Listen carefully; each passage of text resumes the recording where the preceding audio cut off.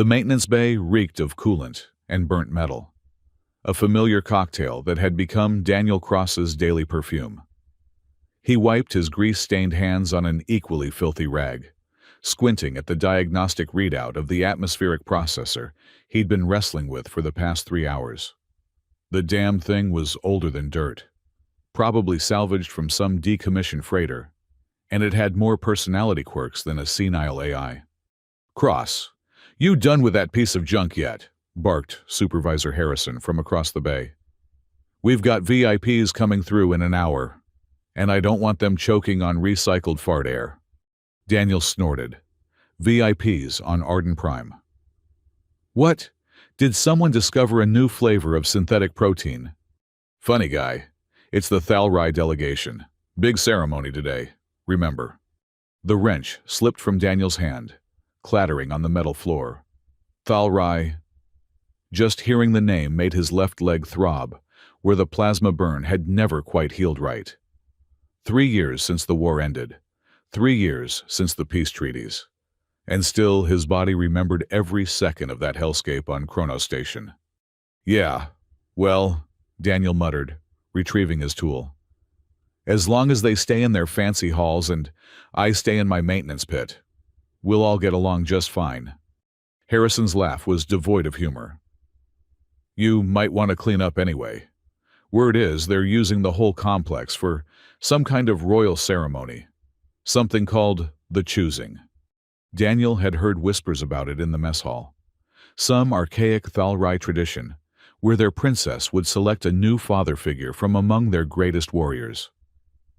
Apparently, the old king had died in what they called a hunting accident 6 months ago, though Daniel had his doubts.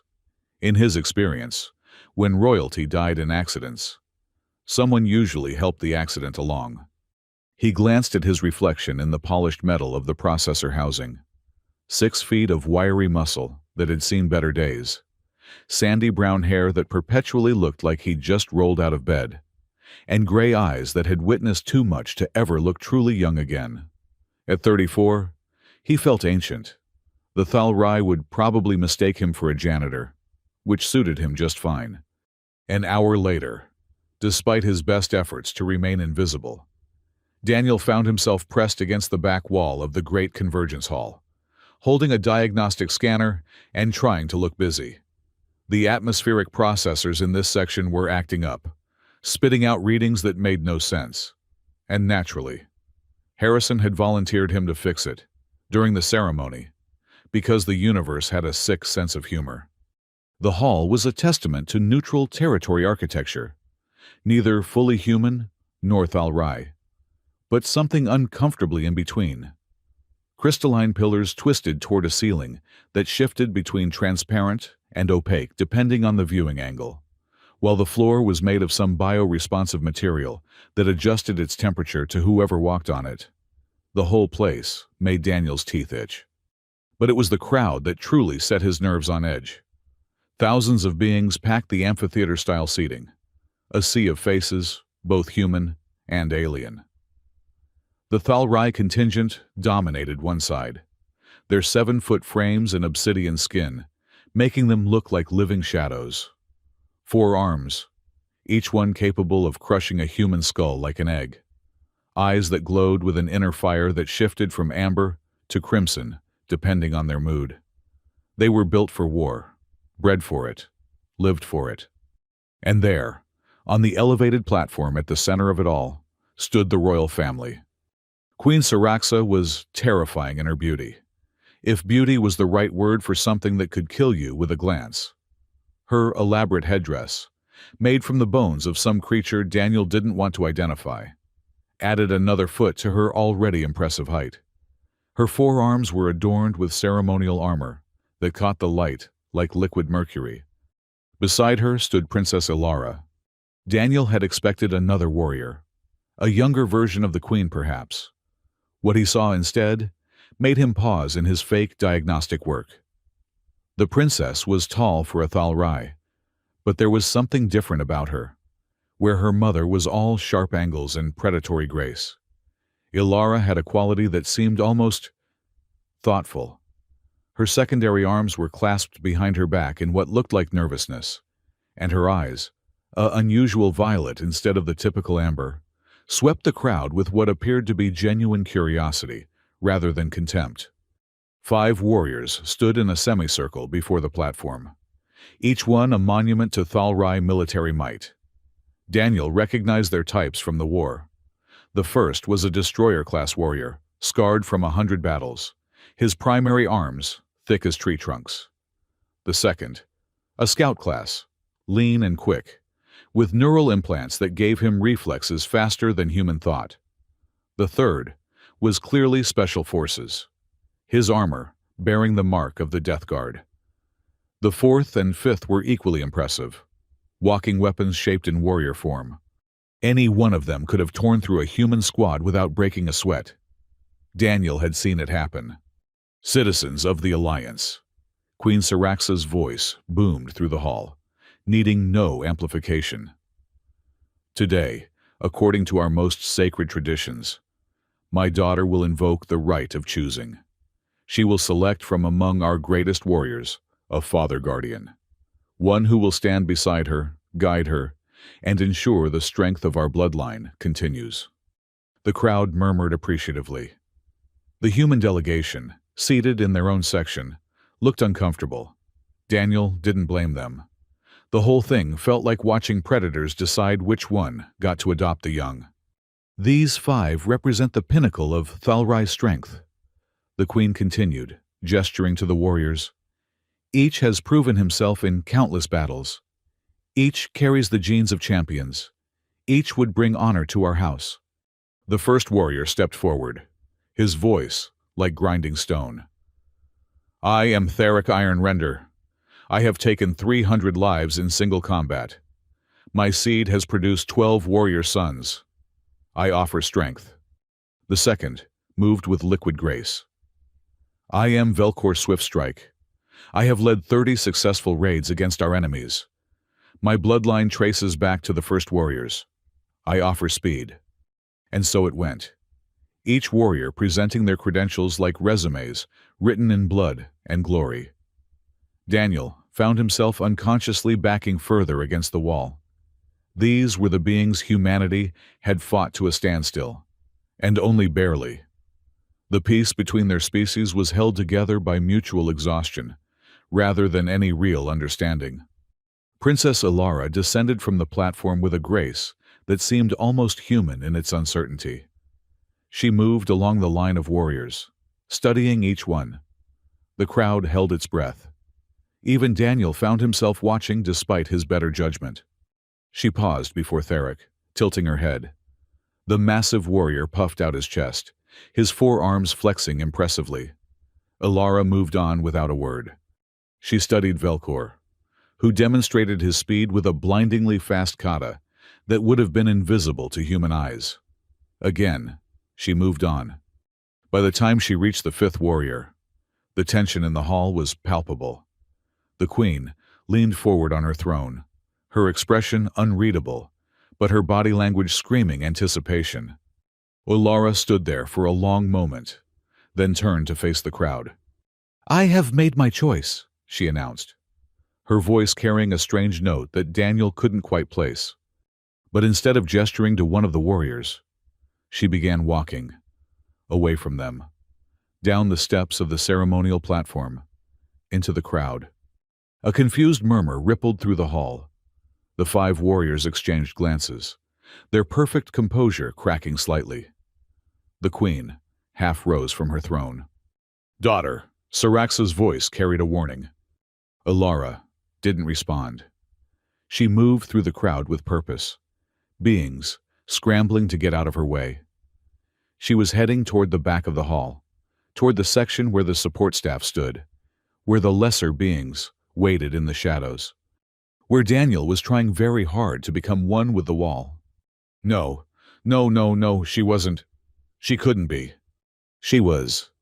Princess Ilara of the Thalrai Empire stopped directly in front of Daniel Cross, maintenance technician, war veteran, and currently the man most desperately wishing for spontaneous invisibility.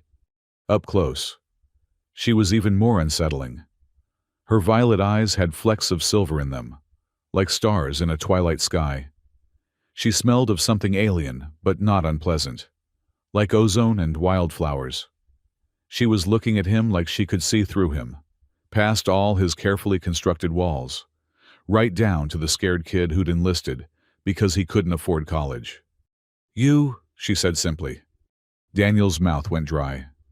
"I think there's been a mistake. I'm just here to fix the—" "I choose him." The words hit the hall like a thermal detonator. For a moment, there was absolute silence, the kind that comes before catastrophe. Then, the explosion of voices nearly knocked Daniel off his feet. "What?" The Queen's roar silenced the chaos instantly. She was on her feet now, all four arms spread in a gesture of disbelief and rage. "Ilara, what is the meaning of this insult?" "It is no insult, Mother," Ilara replied calmly, though Daniel noticed her secondary arms trembling slightly. "The right of choosing allows me to select any warrior I deem worthy. I choose him." That etheric iron render spat the word like it was poison. "That is no warrior, it's a human.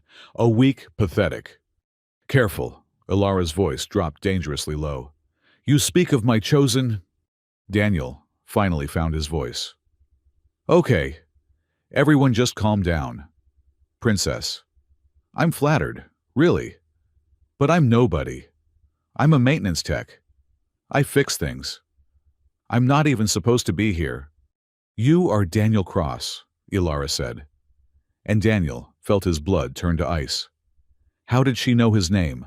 Former Sergeant, United Earth Forces, 2nd Battalion, Combat Engineers, survivor of Chrono Station, recipient of the Bronze Star, the Purple Heart, and the Prisoner of War Medal. Each word was like a nail in his coffin.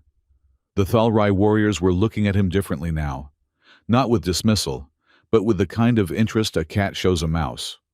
"You survived 3 months in a Thalrai prison camp," Ilara continued. "You escaped. You saved 18 fellow prisoners in the process. You—" "Stop!" Daniel's voice was sharper than he intended. Old memories were clawing their way up from where he'd buried them, and he could feel his hands starting to shake. "That was a long time ago. Different person. The same person who stands before me now," Ilara said softly. Then, louder, addressing the hall, "I have made my choice according to law and tradition. Let any who would challenge it speak now." The Queen descended from her throne like a storm given form. Up close, she was even more terrifying, towering over Daniel by nearly 2 feet. Her eyes burned with barely controlled fury. "You would choose this damaged thing over the finest warriors of our people." "I would choose someone who understands that strength comes in many forms," Ilara replied, meeting her mother's gaze steadily. "He is weak. Look at him. He can barely stand straight." It was true. Daniel's left leg, the one with the plasma burn, didn't quite work right.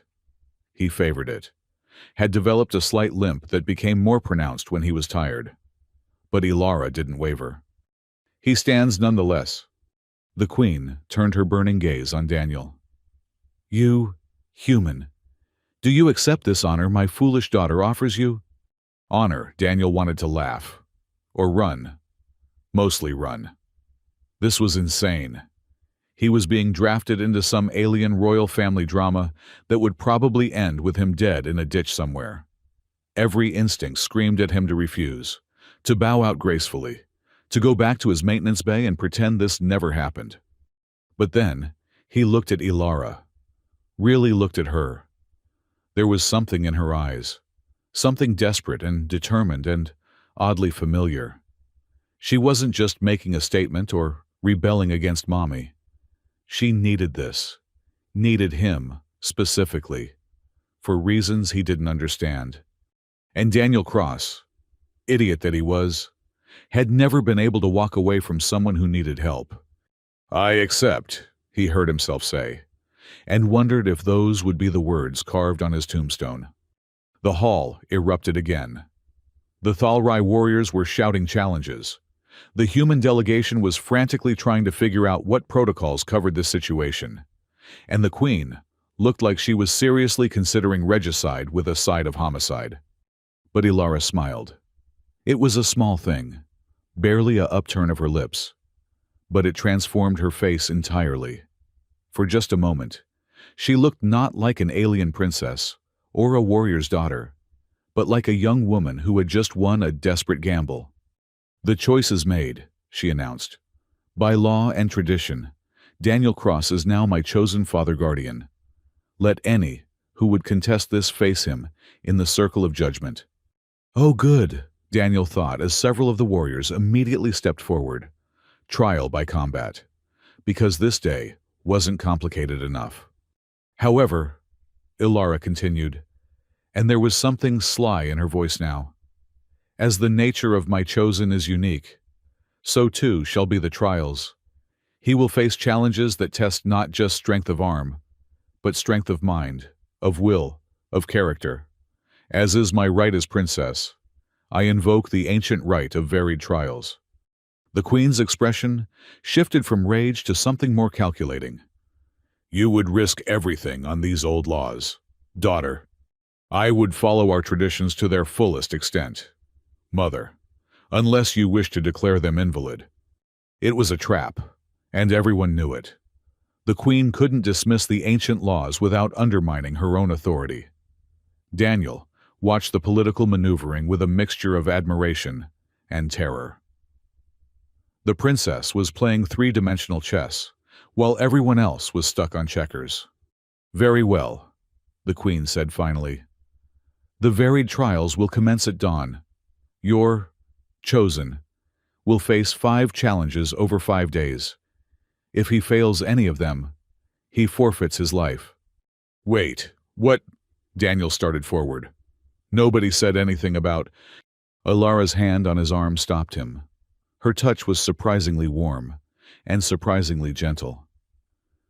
"Trust me," she whispered, and despite everything, despite the insanity of the situation, Daniel found that he wanted to.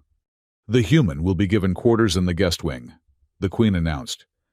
"Guards will ensure his safety until the trials begin." The way she said safety made it sound a lot like captivity. But Daniel didn't argue. He was too busy trying to process how his simple maintenance shift had turned into a death sentence with extra steps. As guards moved to escort him away, Ilara leaned close one more time. "Third room from the left in the guest wing. The walls have ears, but the bathroom doesn't. Midnight." Then she was gone, swept away by her own entourage, leaving Daniel to be march-walked out of the hall by 4 very unhappy-looking Thalrai guards.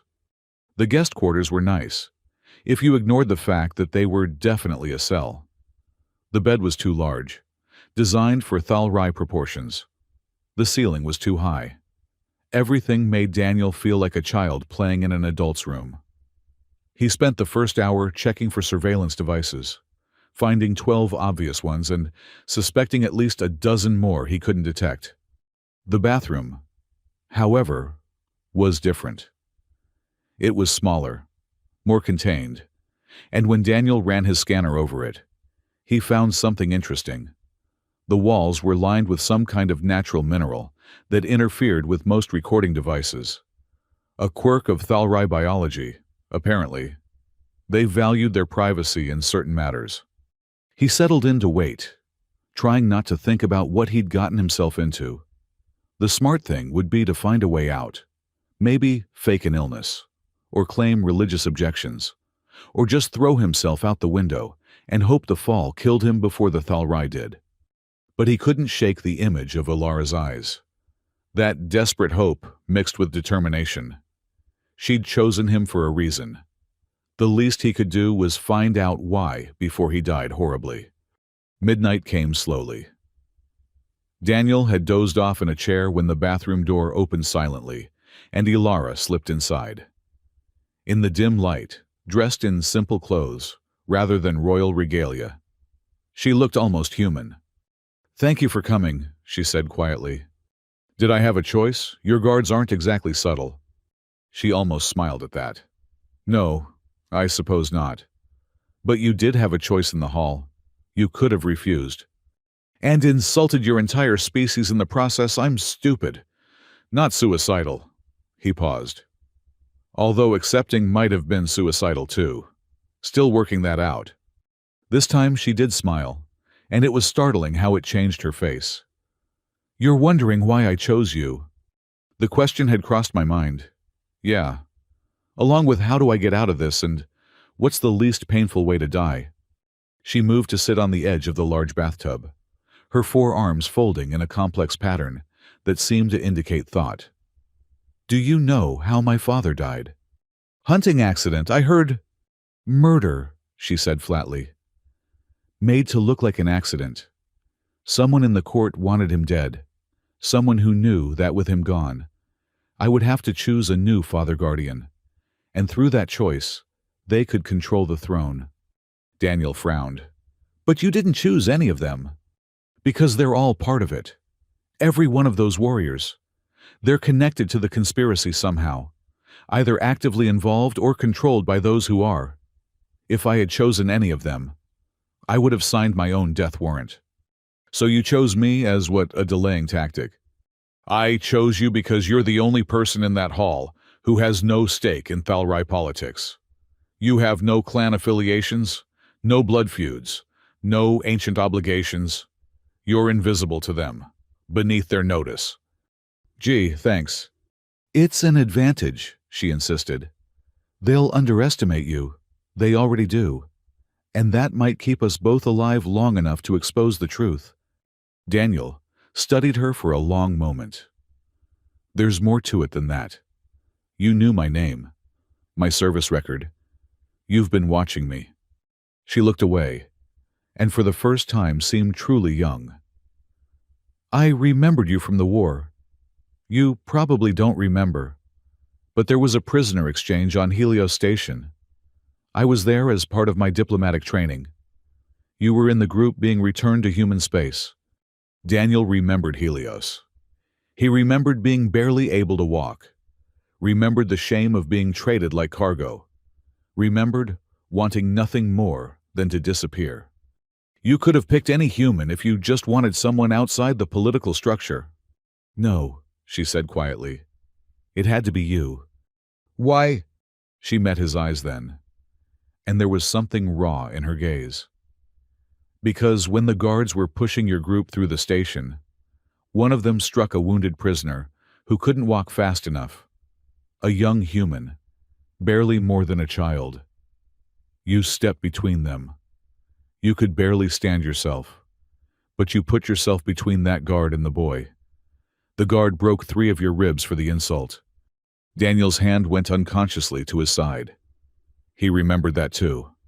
But you didn't move, Ilara continued. You stood there and took it so the boy wouldn't have to. And when the guard was done, you helped the boy walk the rest of the way. Anyone would have. No, she cut him off. They wouldn't. Thalrai wouldn't. We would have seen weakness and scorned it. But you saw someone who needed protection, and you gave it, even though it cost you. She paused. That's when I knew. Knew what? That humans might be physically weaker than us, but you're stronger in ways we don't understand. Ways we need to understand if we're ever going to have real peace. She stood, moving closer to him. My father believed that too. It's probably why he was killed. And you think I can, what? Solve your father's murder and prevent a coup while competing in trials designed to kill me? I think, she said carefully, that you're going to survive the trials because they won't be testing what everyone expects. And while you're doing that, while everyone is watching you, I'll be able to investigate without suspicion. Daniel rubbed his face with both hands. This is insane. Yes, she agreed. But it's also our only chance. Will you help me? He looked at her, this alien princess who had essentially drafted him into a suicide mission. Every rational part of his brain screamed at him to say no, to find a way out, to run as far and as fast as he could. But there was that boy on Helios Station, the one he'd protected. That boy had reminded him of his younger brother, dead now these 10 years, killed in the first wave of the war. And Ilara, for all her alien features, reminded him of something too. Hope, maybe. Or the possibility that the peace between their species could be more than just a cessation of hostilities. "What's the first trial?" he asked, and her smile was like sunrise after a very long night. "Something you're uniquely qualified for," she said. "They're going to test your ability to think, to solve problems. It's an ancient trial, rarely used because most Thalrai consider intelligence secondary to strength. And you think I can pass it?" "I know you can. You were a combat engineer. You improvised weapons and defenses from nothing. You kept 18 people alive in a prison camp using salvaged materials and determination. You can do this." She moved toward the door, then paused. "Daniel." "Yeah." "Thank you for accepting, for listening, for being who you are." Then she was gone, leaving Daniel alone with his thoughts and the growing certainty that tomorrow was going to be very interesting indeed. He returned to the main room, sat on the too large bed, and tried to plan for trials he didn't understand in a culture that wanted him dead. But underneath the fear and uncertainty, there was something else, a spark of purpose he hadn't felt since the war ended. Maybe Ilara was right. Maybe humans were stronger in ways that mattered. Tomorrow, he'd find out. As he finally drifted off to sleep, Daniel's last coherent thought was a memory from his drill sergeant back in basic training. "Cross. You're either the luckiest son of a bitch alive or the unluckiest. Jury's still out on which." The jury, Daniel reflected, was about to get a lot more evidence one way or the other. Dawn came too soon, heralded by a Thalrai guard pounding on Daniel's door with enough force to rattle the entire frame. The guard, whose scarred face suggested he'd seen more battles than Daniel had hot meals, looked personally offended by Daniel's existence. "The first trial begins in 1 hour. Human. Try not to soil yourself before then." Daniel stretched, his back protesting from the too large bed. "Wouldn't dream of it. Would hate to deprive you of the satisfaction of watching me fail." The guard's forearms twitched in what might have been surprise at the response. But he said nothing more, simply gesturing for Daniel to follow. The preparation chamber was a stark room, with walls of polished obsidian that reflected distorted versions of Daniel's face. A simple meal had been laid out, though calling it food was generous. Some kind of protein that looked like it had already been digested once, and a liquid that smelled vaguely of motor oil. "Traditional warrior's breakfast," a familiar voice said from behind him. Daniel turned to find Dr. Lena Crow, the human delegation's chief medical officer and, more importantly, one of the few people from his past he actually trusted. "Lena, what are you doing here?" "Making sure you don't die from food poisoning before the actual trial." She pulled out a scanner and ran it over the meal. "It's safe, just disgusting. Here." She handed him a protein bar from her pocket. "Figured you might need something that won't make you gag." Daniel took it gratefully. "How bad is this going to be?" "Honestly, I don't know. The varied trials haven't been invoked in over 300 years. But I can tell you that the entire human delegation is in an uproar. Ambassador Harrison is filing protests with every bureaucratic body he can find." "That'll help, I'm sure. Nothing says we believe in our species representative like filing paperwork." Lena's expression softened. "Danny, what have you gotten yourself into?" He met her eyes. "Something bigger than just me, I think. Can't explain it all, but the princess. There's more going on here than some ceremonial tradition. There always is with royalty." She pulled out a small device. "This is a medical monitor. Pin it under your collar. It won't help you in the trial, but at least I'll know if you're dying." "Comforting."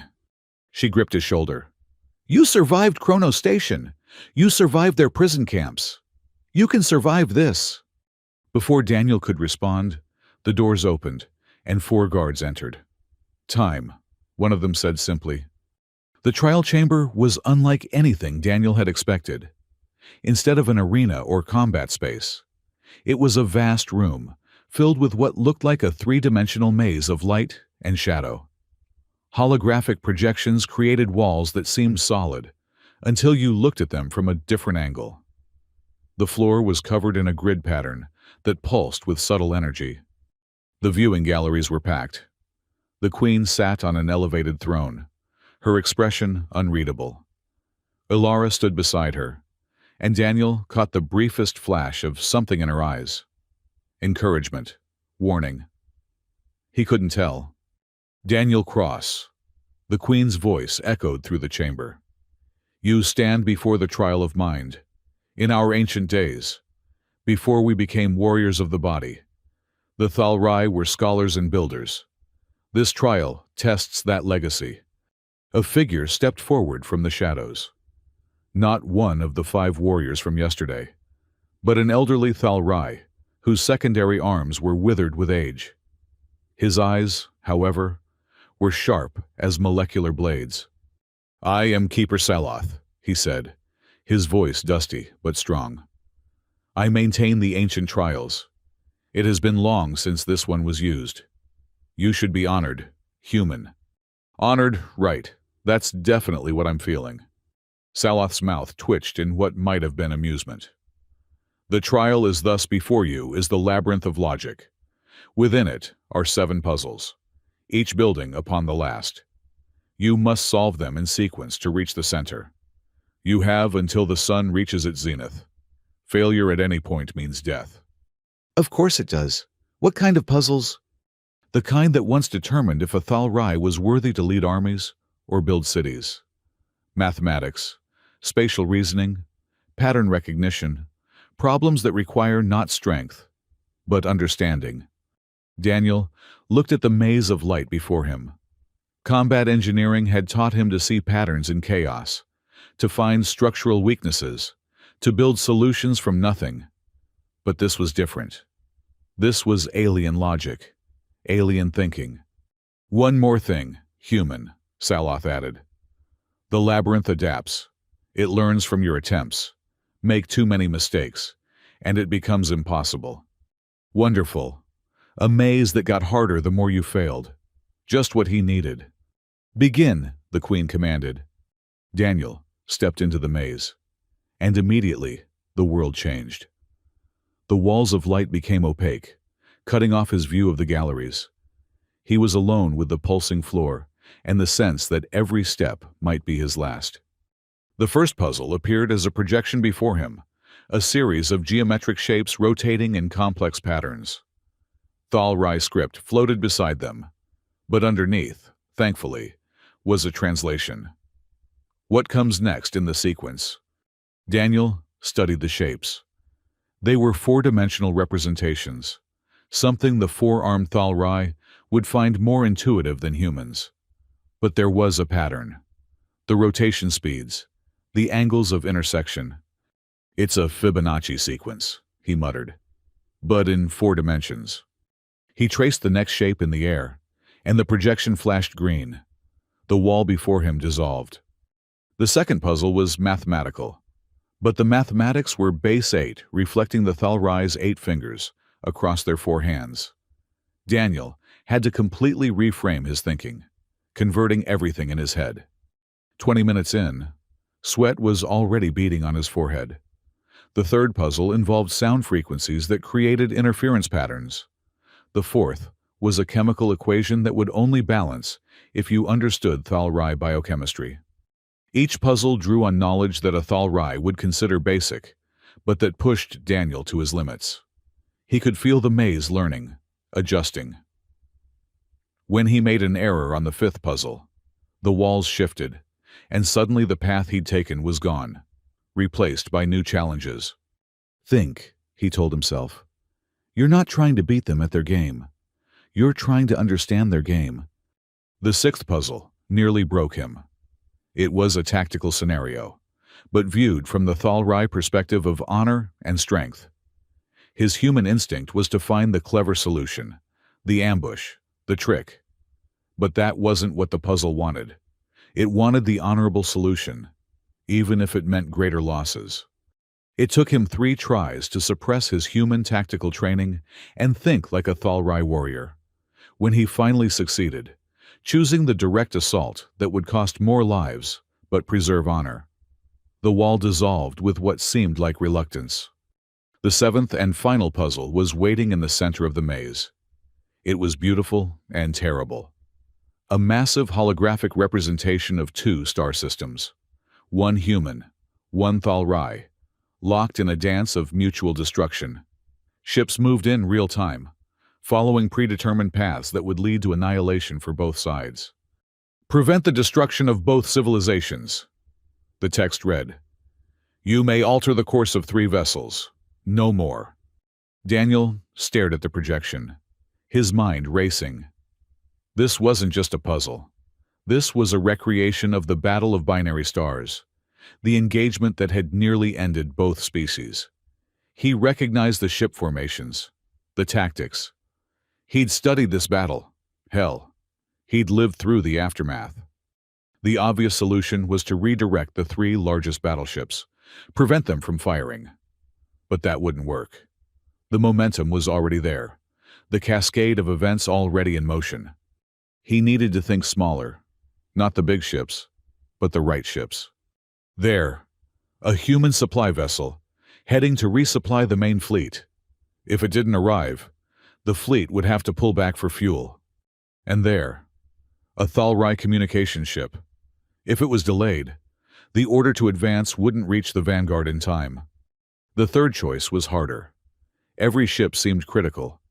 But then, he saw it, a medical vessel. Human, damaged and limping toward the battlefield. In the actual battle, it had been destroyed by accident, its death triggering a series of retaliatory strikes that escalated the conflict. He input his changes, holding his breath. The projection played out. The human fleet pulled back for fuel. The Thalrai vanguard held position, waiting for orders. The medical vessel limped to safety.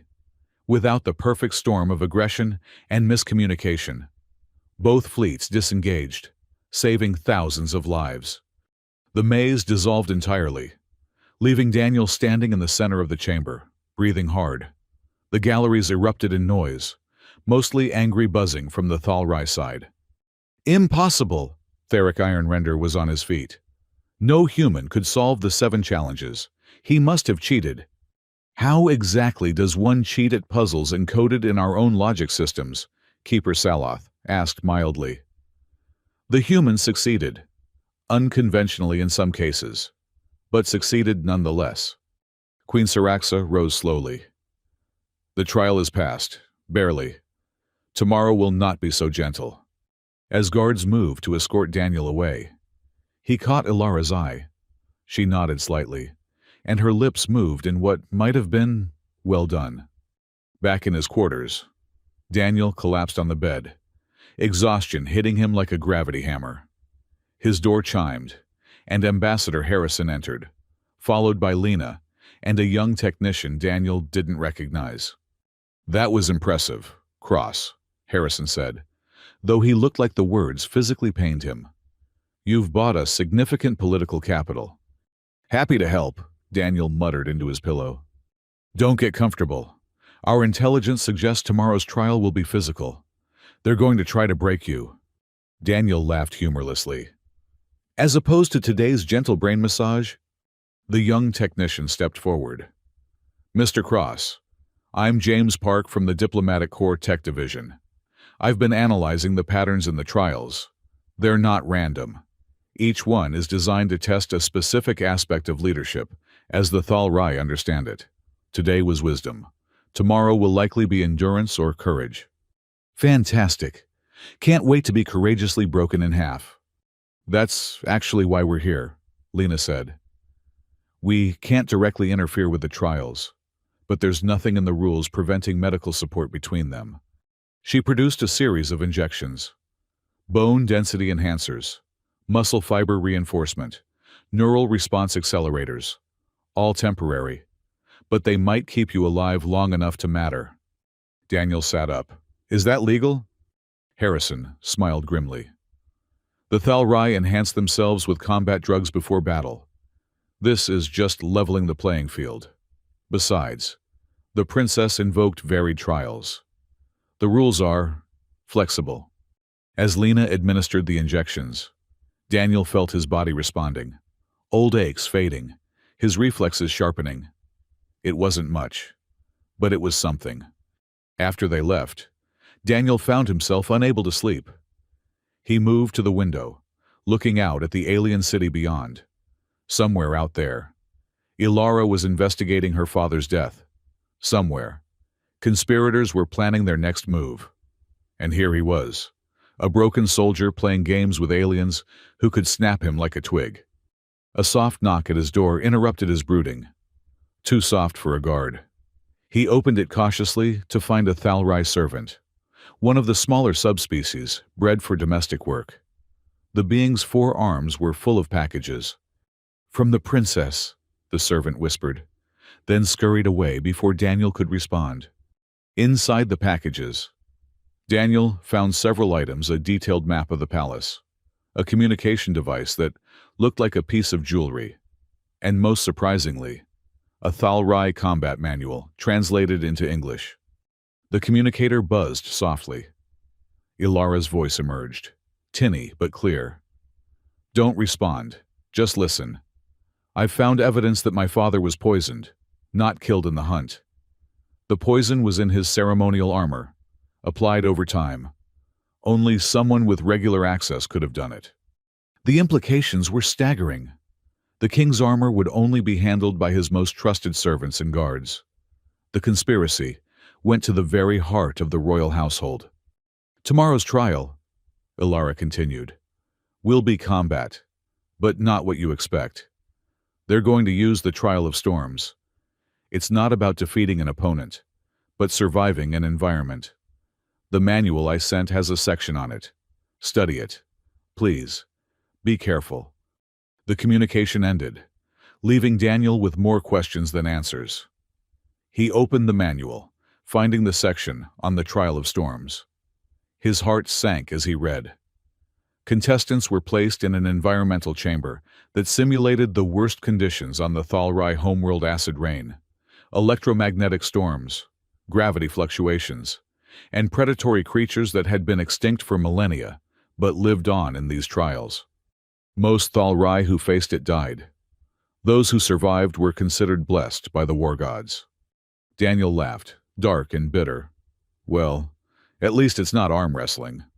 He spent the rest of the night studying the manual, memorizing weather patterns, animal behaviors, survival techniques adapted for Thalrai physiology that he'd have to somehow make work for human limitations. When dawn came again, he was exhausted, but prepared. Or as prepared as anyone could be for orchestrated natural disasters.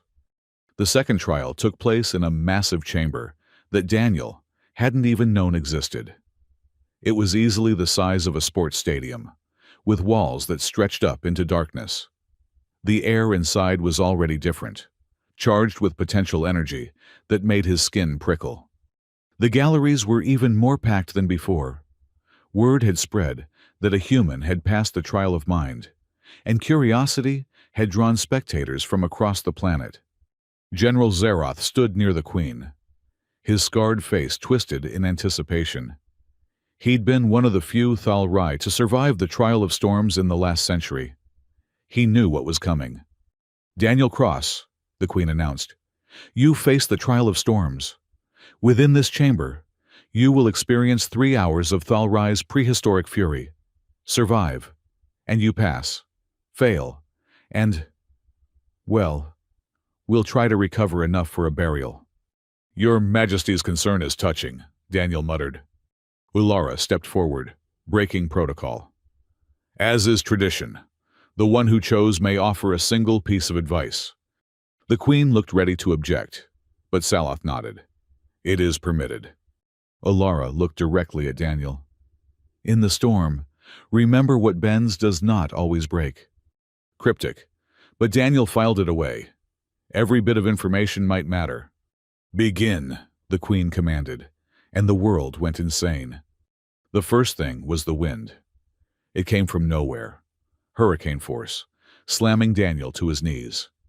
He could hear the crowd gasping, some cheering, as he struggled to stand. The gravity was wrong too, heavier than Earth normal, making every movement a struggle. Then came the rain, if you could call it that. Drops of acid that hissed where they hit exposed skin. Daniel pulled his collar up, grateful for the tough synthetic fabric of his maintenance uniform. It wouldn't last long, but it was something. Lightning split the air, not from above but horizontally, crackling between metallic deposits in the walls. The ozone smell was overwhelming. Daniel's enhanced reflexes, courtesy of Lena's injections, were the only thing that saved him from the first strike. He needed shelter. The manual had been clear about that.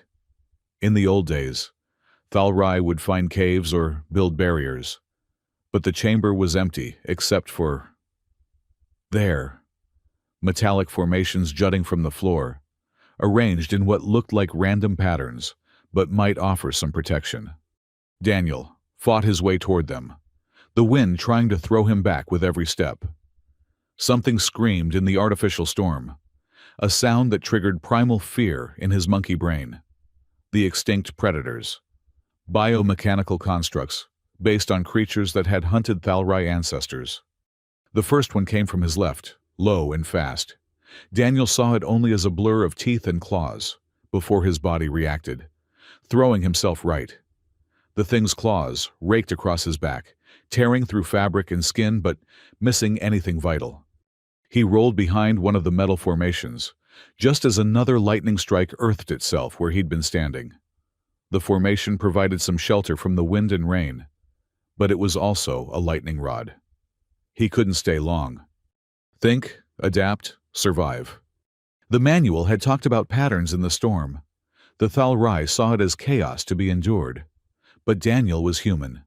Humans found patterns in everything. The lightning strikes weren't random. They followed the magnetic fields generated by the formations. The wind came in pulses, timed to some rhythm he couldn't quite grasp. Even the predators seemed to have hunting patterns, circling rather than directly attacking. "What bends does not always break," he muttered, remembering Ilara's advice. He wasn't going to beat this trial by being stronger than the storm. He had to move with it, bend with it, find the spaces between the fury. The next 2 hours were the longest of Daniel's life. He learned to read the electromagnetic buildup that preceded lightning strikes, to use the wind pulses to help him move, rather than fight against them. When the predators attacked, he didn't try to fight them directly, but used the environment against them, tricking them into lightning strikes or acid pools. His uniform was in tatters, his skin covered in acid burns and claw marks. The medical monitor Lena had given him was probably screaming alerts, but he was alive. With 30 minutes left, the trial intensified. The storms merged into a supercell, a monster that would have torn apart buildings on Earth. The gravity fluctuations became violent, throwing Daniel between crushing weight and near weightlessness. This was the part that killed most contestants, the final surge. Daniel found himself pressed against a formation, unable to move, barely able to breathe. The weight was crushing him, literally. He could feel his ribs creaking. In a few seconds, they'd break, puncture his lungs, and that would be it. But then, the gravity reversed, and he was flying, tumbling through the air. His hand caught one of the formations, nearly dislocating his shoulder, but stopping his flight. He hung there for a moment, gasping, and saw it. The eye of the storm. A calm spot in the chaos, moving slowly through the chamber. If he could reach it, he could survive the final minutes. It meant timing everything perfectly, waiting for the gravity to normalize, the wind to pulse in the right direction, the lightning to create a clear path.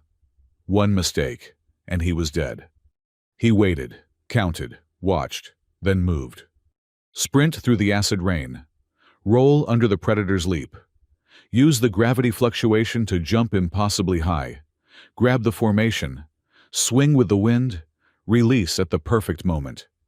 He landed in the eye just as the storm reached its crescendo. Around him, nature's fury raged. But in this small space, there was peace. He collapsed to his knees, breathing hard, blood running from dozens of wounds. When the storm finally ended and the chamber returned to normal, Daniel was unconscious in the center, but his chest still rose and fell. The silence in the galleries was deafening. Then Keeper Saloth spoke. "The human lives. The trial is past." This time, even some of the Thalrai applauded. Daniel woke in the medical bay to the sound of arguing. His body felt like it had been put through an industrial grinder and then hastily reassembled by someone who'd only seen humans in pictures. Every breath sent fire through his ribs, and his skin felt tight from the healing gel coating his burns. "He needs at least 48 hours of recovery," Lena was saying, her voice sharp with frustration. "Look at these readings. Fractured ribs, second-degree burns over 30% of his body, severe dehydration, and that's not even counting the claw marks that nearly hit his femoral artery." "The trials wait for no one," came the gravelly response of Keeper Saloth. "It is tradition. He faces the third trial at dawn, or he forfeits." Daniel tried to sit up, immediately regretted it, but pushed through anyway. "I'll be there." Both turned to him. Lena looked ready to sedate him on principle, while Saloth's expression was unreadable.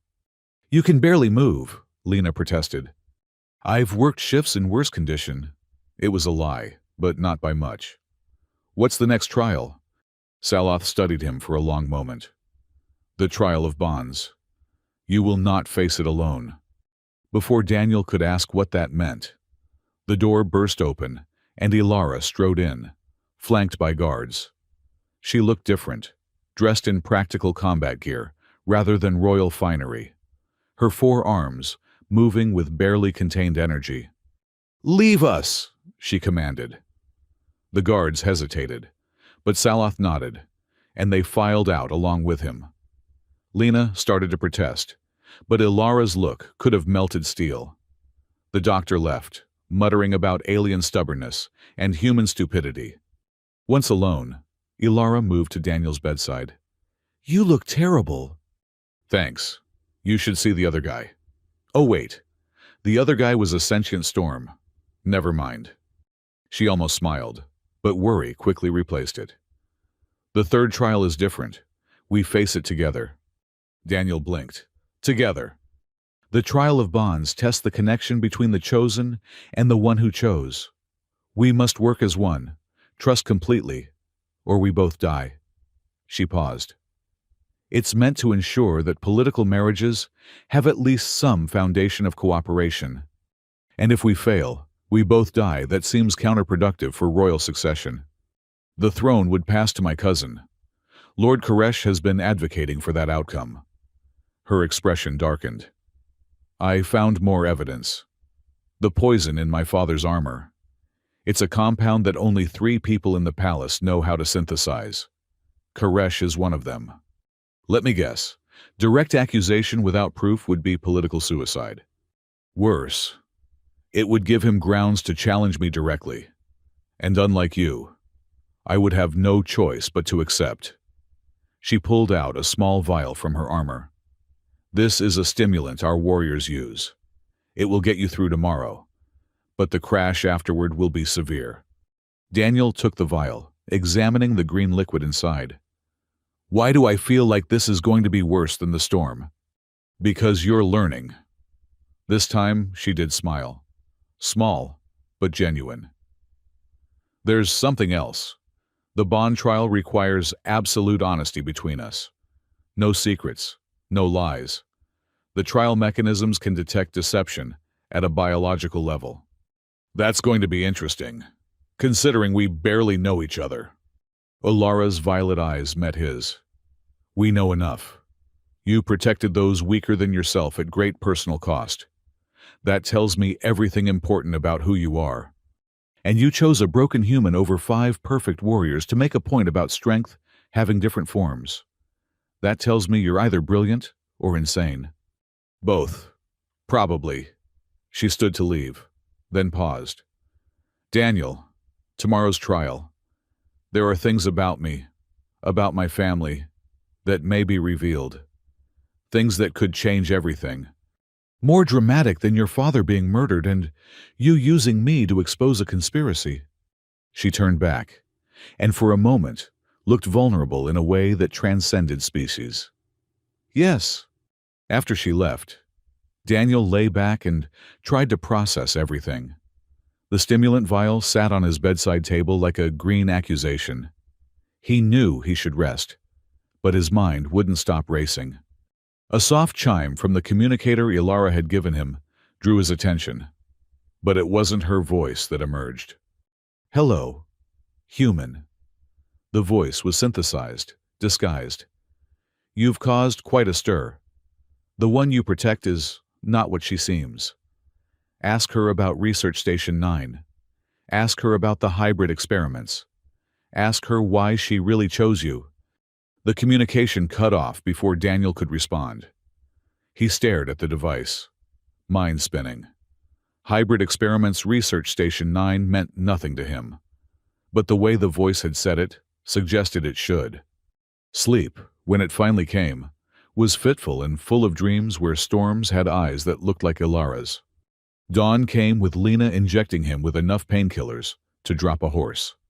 Daniel added Ilara's stimulant to the cocktail, feeling his body surge with artificial energy that made his teeth ache. If you die, I'm going to bring you back just to kill you myself, Lena muttered. Noted. The third trial chamber was smaller than the others, more intimate. The galleries were still packed, but the space itself was clearly designed for closer observation. In the center was a platform surrounded by an energy field that reminded Daniel uncomfortably of a prison cell. Ilara was already there, and Daniel noticed the crowd's reaction to her appearance.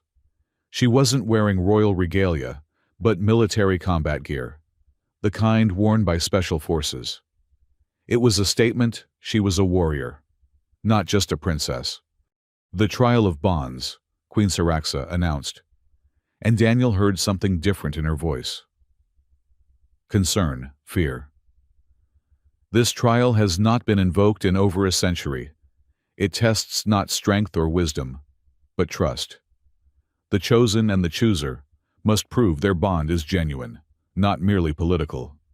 Keeper Saloth stepped forward with a device that looked like a metallic crown split in two. These are neural bridges. Once activated, you will share thoughts, memories, sensations. You must navigate challenges that can only be overcome through perfect synchronization. Deception or resistance will cause feedback that can be fatal. Daniel and Ilara stepped onto the platform. Up close, he could see the tension in her shoulders, the way her secondary arms kept clenching and unclenching. Trust me, she whispered. Do I have a choice? Always.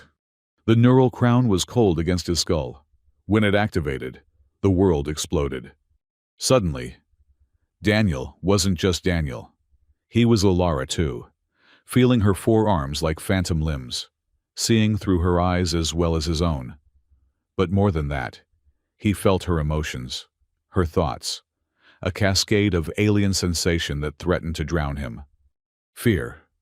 She was terrified, not of the trial but of him discovering something. Images flashed a medical facility, humans, and Thalrai in lab coats, experiments that looked like... The platform shifted, interrupting the flow of memories. They were no longer in the chamber, but in a virtual space, a construct created by the neural bridge. Before them stood two paths, one sized for a human, one for a Thalrai. Together, Ilara's voice echoed in his mind. We must choose the same path simultaneously, or the neural feedback will kill us both. But the paths were different. Daniel's led through a narrow tunnel that would be agony for Ilara's larger frame. Hers led through an area with gravity that would crush him. There has to be a third option, Daniel thought, and felt Ilara's agreement. They looked closer. their shared perception revealing what neither could have seen alone. Between the two obvious paths was a shimmer, barely visible, a hidden route that required them to see it through both sets of eyes simultaneously. They stepped forward together, perfectly synchronized, and the virtual space shifted again. Now they stood in a memory, but whose memory was unclear. It was Research Station 9, and Daniel recognized it with Ilara's memories, even though he'd never been there. A joint human-Thalrai project during the war, studying biological compatibility between species. No, Ilara's mental voice was anguished. Not this. But the trial compelled truth. The memory played out, scientists discovering that human and Thalrai DNA could be combined under specific circumstances. The implications for peace through biological unity. The project shut down when extremists on both sides learned of it. You knew, Daniel realized. You knew about the compatibility studies. I knew more than that. Her mental voice was resigned. The project had one success before it was terminated. One viable offspring. The memory shifted, and Daniel saw a younger Ilara, maybe 5 years old by Thalrai development. But she was different. Her secondary arms were smaller, more human in proportion. Her eyes, those unusual violet eyes, were flecked with patterns no pure Thalrai had. You're a hybrid, Daniel breathed. The only one. My mother's greatest secret and greatest shame. The king accepted me as his own to prevent war, but my real father. Another memory surfaced, unbidden. A human scientist, young, brilliant, working alongside a Thalrai researcher who looked remarkably like a younger Queen Saraxa.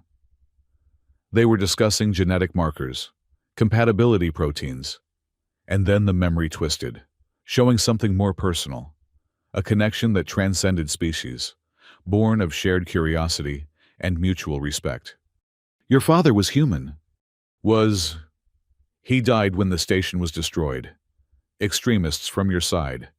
They called it an abomination. Pain radiated through their shared connection. My mother saved me, claimed me as fully Thalrai. The king. He knew, but accepted me anyway. Said I might be the bridge to peace our species needed.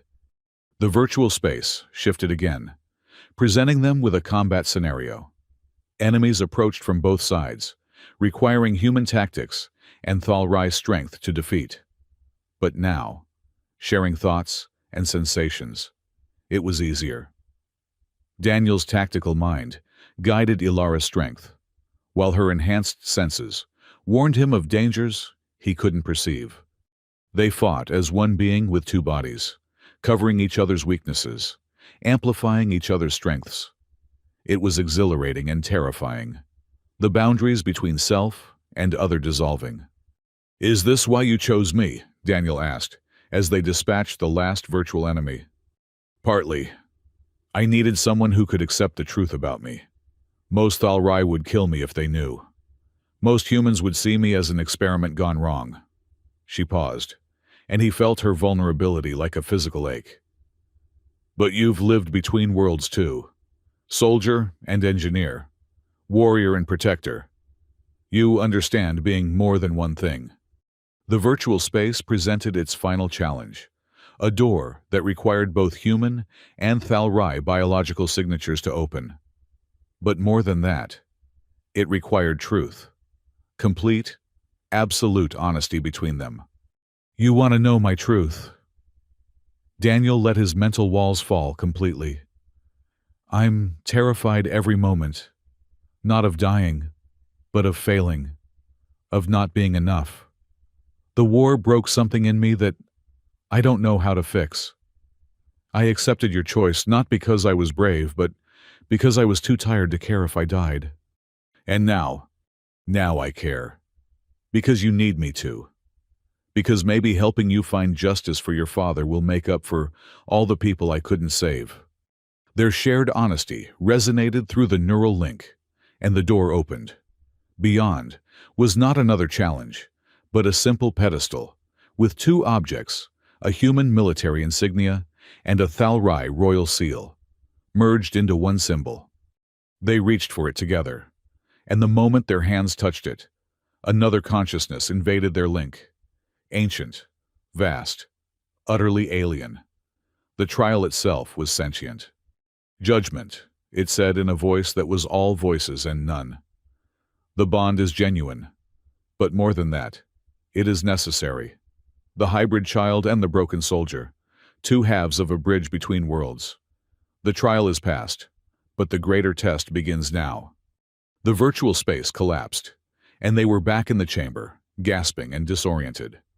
The neural crowns deactivated, and Daniel nearly fell, caught by Ilara's quick reflexes. The galleries were silent. Everyone had seen the trial play out on projection screens, though Daniel suspected not everything had been shown. Queen Syraxa's face was unreadable, carved from stone. "The trial is past," Keeper Saloth announced, but his voice was strained. "The bond is recognized." "No." General Zeroth was on his feet, four arms gesturing wildly. "This is impossible. The human must have cheated and the princess. She's what?" Ilara's voice cut like a blade. "Choose your words carefully, General." Zeroth's mouth opened and closed, but no words came.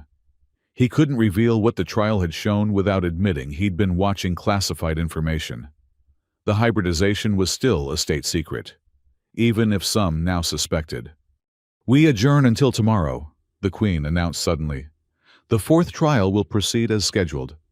As the galleries emptied, Daniel noticed Lord Koresh watching them with an expression of calculation. The corrupt general was processing this new information, figuring out how to use it. Back in the medical bay, Lena ran every scan she had twice. "Your neural activity is off the charts. What did that thing do to you?" "Showed me truth," Daniel said quietly. Ilara had stayed with him, ignoring protocol. She sat in a chair meant for humans, looking oddly small in it. "You know everything now, about me, about what I am." "A person trying to find justice for her father while preventing a war? The rest is just genetics." She looked at him with those impossible violet eyes. "Most wouldn't be so accepting."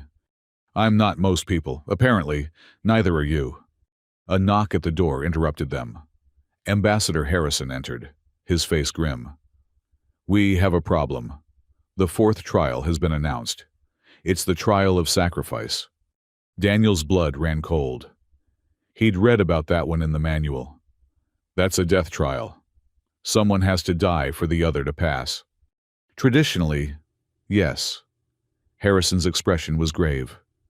But there's more. Lord Koresh has invoked his right as a wronged party.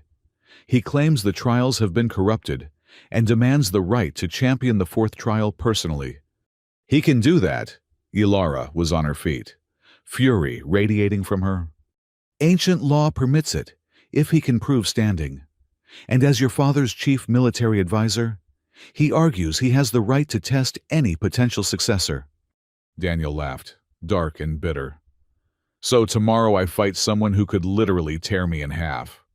"Not just fight," Harrison corrected. "The trial of sacrifice requires one participant to willingly die for the other. It's meant to test the ultimate bond. But with Koresh as champion, he'll try to force me to sacrifice myself for him, proving I'm unworthy." Ilara finished. "Or he'll kill Daniel and claim it was the only way to complete the trial." "There has to be another way," Lena insisted. Daniel was quiet, thinking. The trials had all had hidden solutions, ways to succeed that weren't obvious. The trial of mind required thinking, like a Thalrai. The trial of storms required moving with chaos instead of against it. The trial of bonds required absolute truth. What did the trial of sacrifice really require? "I need to see that manual again," he said suddenly. "The original text, not the translation." Ilara produced it from somewhere in her armor. Daniel flipped through it, using his newly acquired memories from their neural link to partially understand the Thalrai script. There, a notation in ancient text that hadn't been fully translated. The sacrifice must be genuine, but death is not the only sacrifice that proves worth. What else could it mean? Ilara asked. Daniel thought about Koresh, about what drove him. Power, certainly, but more than that, pride. The absolute certainty that Thalrai were superior, that humans were weak, that hybrids were abominations. What if the sacrifice isn't about dying? Daniel said slowly. What if it's about sacrificing something else, like pride or prejudice? Koresh would never, Ilara started, then stopped. But if he refuses a genuine sacrifice while you offer one, the trial would judge him unworthy, Daniel finished. It's a gamble, but it might be our only shot. Harrison looked skeptical. You're betting your life on interpretation of ancient text and the hope that an alien tribunal values metaphorical sacrifice over literal death. You got a better idea? No one did. That night, Daniel couldn't sleep. The stimulant crash had hit him hard, leaving him shaky and nauseated. But worse was the lingering sensation from the neural link. He could still feel echoes of Ilara's presence in his mind. Phantom sensations from arms he didn't have. Memories that weren't his. A soft knock at his door revealed Ilara herself, looking as sleepless as he felt. Can't sleep either, he asked. The neural echo takes days to fade. Some bonded pairs never fully separate.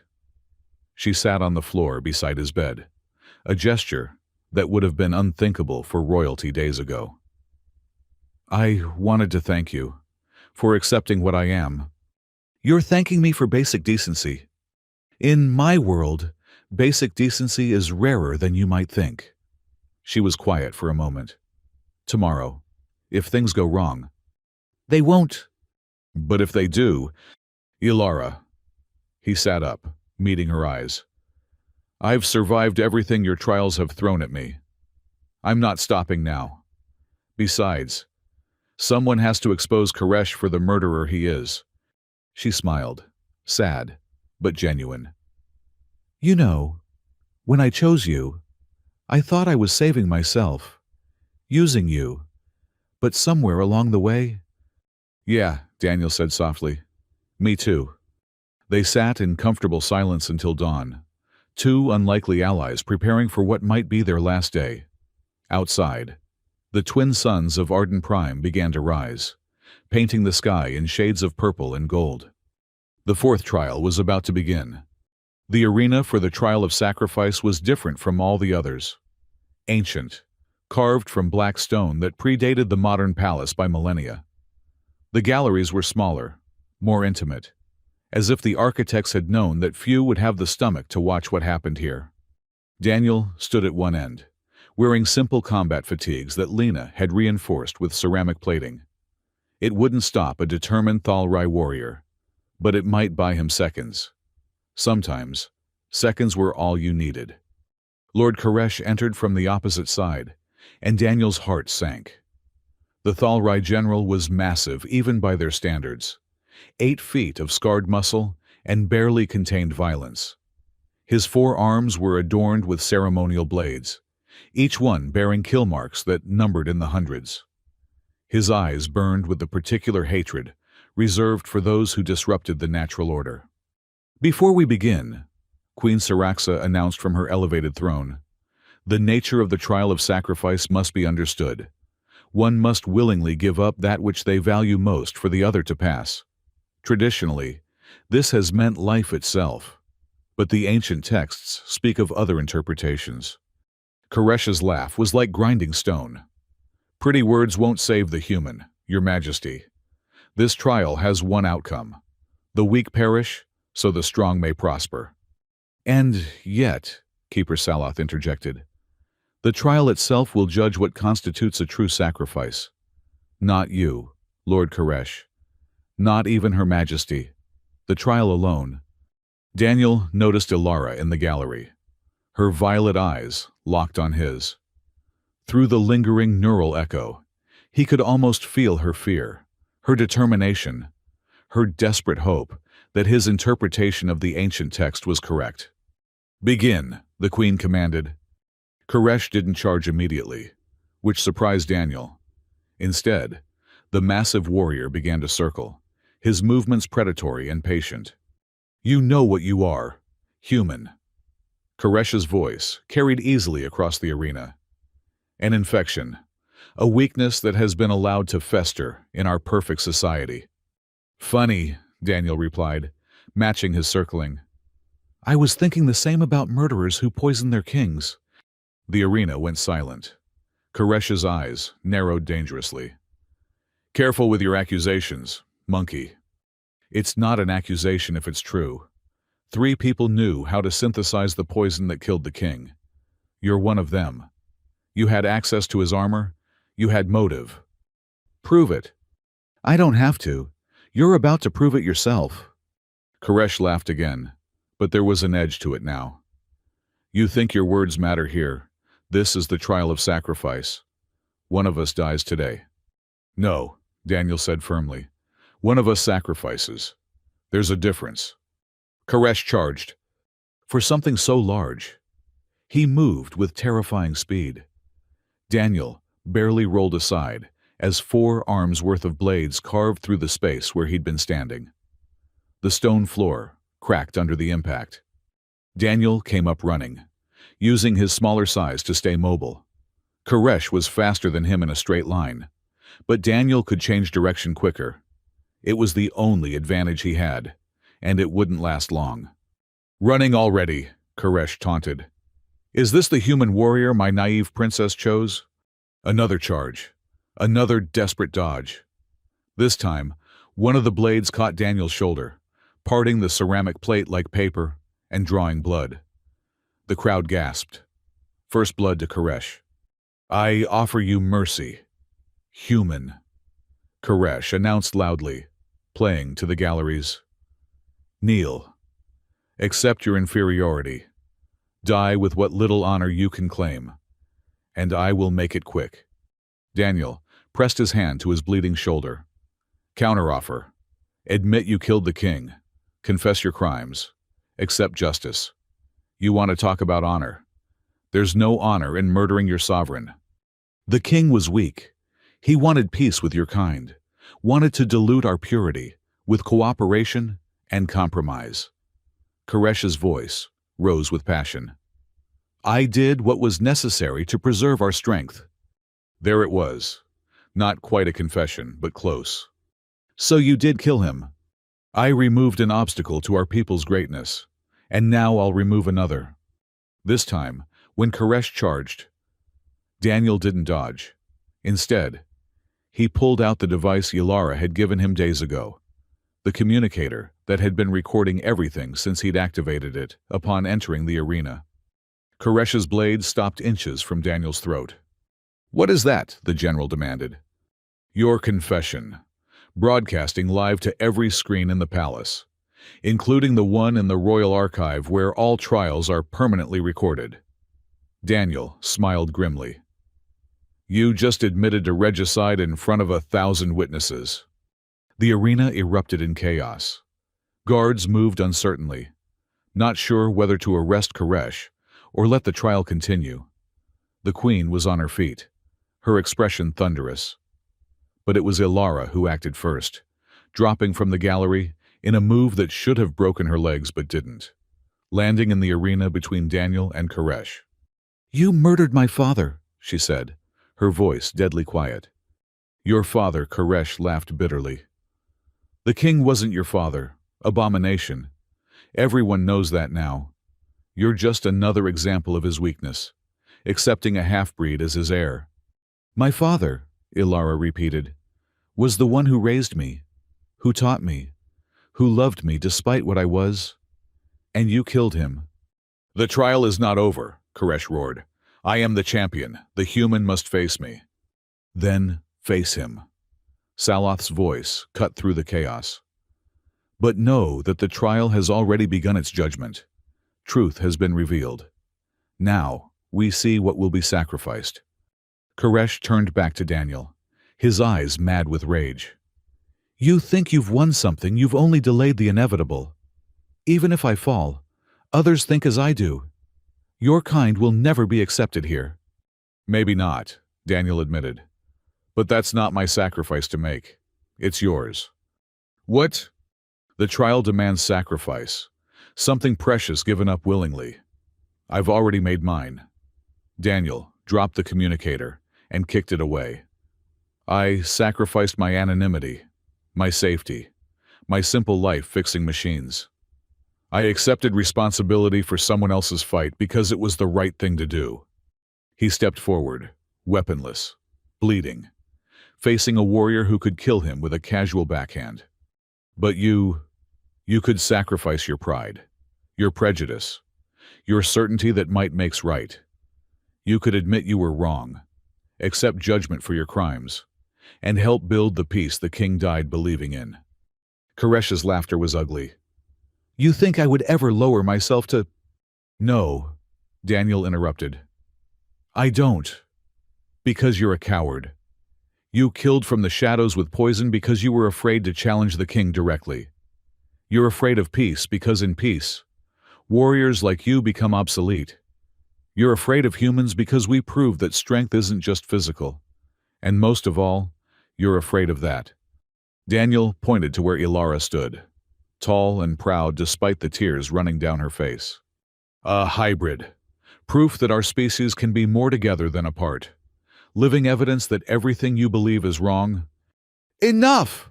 Koresh raised all four arms, blades glinting. I'll kill you, then her, then anyone else who stands in the way of Thalrai purity. He lunged, and this time Daniel had nowhere to dodge. The blades descended and stopped. Light erupted from the arena floor, ancient symbols blazing to life. Koresh struggled, but he was frozen in place, held by forces beyond physical strength. Keeper Saloth's voice rang out. But it was different now, layered with harmonics that seemed to come from the stones themselves.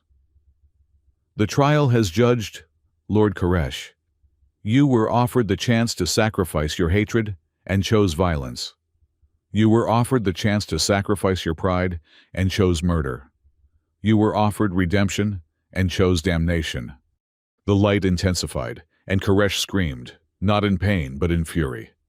Daniel Cross, you offered your life for truth. You offered your safety for justice. You offered your hand to an enemy who would not take it. The sacrifice is accepted. The light pulsed once more, and when it faded, Koresh was on his knees. His ceremonial blades crumbled to dust. His kill marks faded from his arms.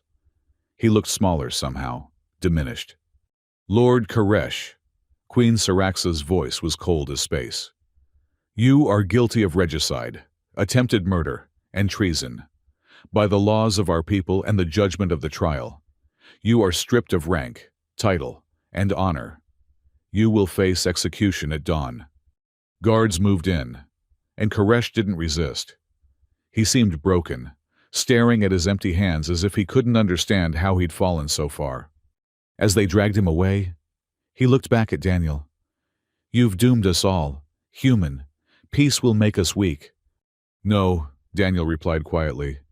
It'll make us whole. The arena fell silent. Then, slowly, one person began to clap, then another, then dozens. Not just humans from the diplomatic section, but Thalrai as well. Warriors who had served under the old king, who had believed in his vision of peace. Ilara was at Daniel's side, supporting him as his legs finally gave out. That was insane, she whispered. That's becoming a theme, he replied, leaning into her strength. One trial remains, the queen announced, and the applause died. Tomorrow, the final test, the trial of truth. Daniel groaned. Didn't we just do truth? The trial of truth is different, Ilara explained quietly. It's not about revealing truth. It's about accepting it, all of it. That night, the palace was in chaos. Koresh's co-conspirators were being rounded up, their plot unraveling like a poorly woven tapestry. Daniel watched from his window as guards marched through the courtyard below, escorting various officials to questioning. A knock at his door interrupted his observations. He expected Ilara or Lena, but instead, found Queen Saraxa herself, accompanied only by Keeper Saloth. "Your Majesty," Daniel said, bowing awkwardly. "Sit," she commanded, and he did. The Queen studied him for a long moment with eyes that had seen too much. "You knew about Ilara, what she is." It wasn't a question, but Daniel nodded anyway. "And you accepted her anyway." "She's a person, Your Majesty. Her genetics don't change that." "Her genetics change everything," the Queen corrected sharply. Then, softer, "But perhaps that's not the catastrophe I believed it to be." She moved to the window, looking out at the same chaos Daniel had been watching.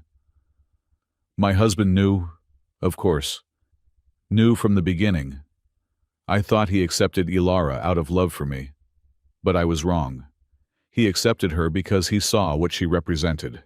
Hope for a future where our peoples weren't forever at war." "He sounds like a wise man." "He was a fool," the Queen said. "But there was fondness in it. But perhaps wisdom and foolishness are closer than we think." She turned back to him. "The trial of truth tomorrow will require more than just accepting facts. It will require accepting consequences. Are you prepared for that?" "Honestly, I haven't been prepared for any of this. I've just been making it up as I go." The Queen's mouth twitched in what might have been amusement. "Perhaps that's why you've succeeded where traditional warriors would have failed." She moved toward the door, then paused. "Tomorrow's trial will reveal everything. Every secret, every lie, every hidden truth about all of us. The trial chamber will become a crucible of absolute honesty. Many who enter never leave, not because they die, but because they cannot bear what they learn." "Why tell me this?" "Because my daughter has chosen you, and despite my reservations, you have proven yourself worthy of that choice. You deserve to know what you're walking into." She paused at the door. "And because I want someone to survive who knows the whole truth, someone who can help Ilara navigate what comes next." After she left, Saloth lingered. "The Queen understands more than she shows," the old keeper said. "The king's death nearly broke her, but your actions have given her something she thought lost forever." "What's that?" "Purpose. The conspirators didn't just kill her husband. They killed her hope for peace. You've shown her it might still be possible." "I'm just one human." "Yes," Saloth agreed. "But you're the human who stood in our most sacred arena and offered mercy to his would-be murderer. That story is already spreading through both our peoples. The warrior who conquers through compassion. It's a paradox that might just save us all." Alone again. Daniel tried to sleep, but couldn't. Tomorrow would be the last trial, but something told him it would be the hardest. Not physically, but emotionally. The Queen's warning echoed in his mind. What truths could be so terrible that people chose death over accepting them? A soft sound at his window made him turn. Ilara was there, having climbed the sheer palace wall with her 4 arms. She slipped inside, moving with the fluid grace that he was still getting used to. "Can't sleep either?" he asked. "The neural echo is stronger tonight. I can feel your anxiety. Sorry about that. Don't be... It's comforting, knowing I'm not alone in my fear." She sat beside him on the bed, close enough that he could feel her warmth. "Tomorrow changes everything." "Hasn't everything already changed?" "Not like this. The trial of truth doesn't just reveal secrets. It reveals futures, possible paths based on absolute truth. We'll see what happens if we succeed, if we fail, if we choose different roads." She turned to look at him, those violet eyes luminous in the darkness. "We might see futures where we're enemies, where one of us dies, where both of us die. We might also see futures where we live," Daniel pointed out, "where peace actually happens, where you and I—" He trailed off, not sure how to finish that sentence. The neural echo made pretense impossible. She knew what he was thinking, feeling. "Where you and I what?" she asked softly. You know what? I want to hear you say it. Daniel took a breath. Tomorrow they would face absolute truth. Why not start now, where you and I build something together? Not just peace between our peoples, but something personal, something real. She leaned against him, her head finding his shoulder. Even knowing what I am, a hybrid, an anomaly, a bridge between two worlds that might never truly accept me. Especially knowing that we're both caught between worlds. Ilara, maybe that's why we fit. They stayed like that until dawn, drawing comfort from each other's presence. When the first sun began to rise, Ilara stirred. Whatever happens today, she said, I want you to know that choosing you wasn't just about politics or survival. The neural link showed me your heart. Daniel Cross. It's the strongest thing about you. Before he could respond, she was gone, back through the window and down the wall. But the warmth of her presence lingered, as did her words. The final trial awaited. The Chamber of Truth was located deep beneath the palace, in caverns that predated even the ancient arena.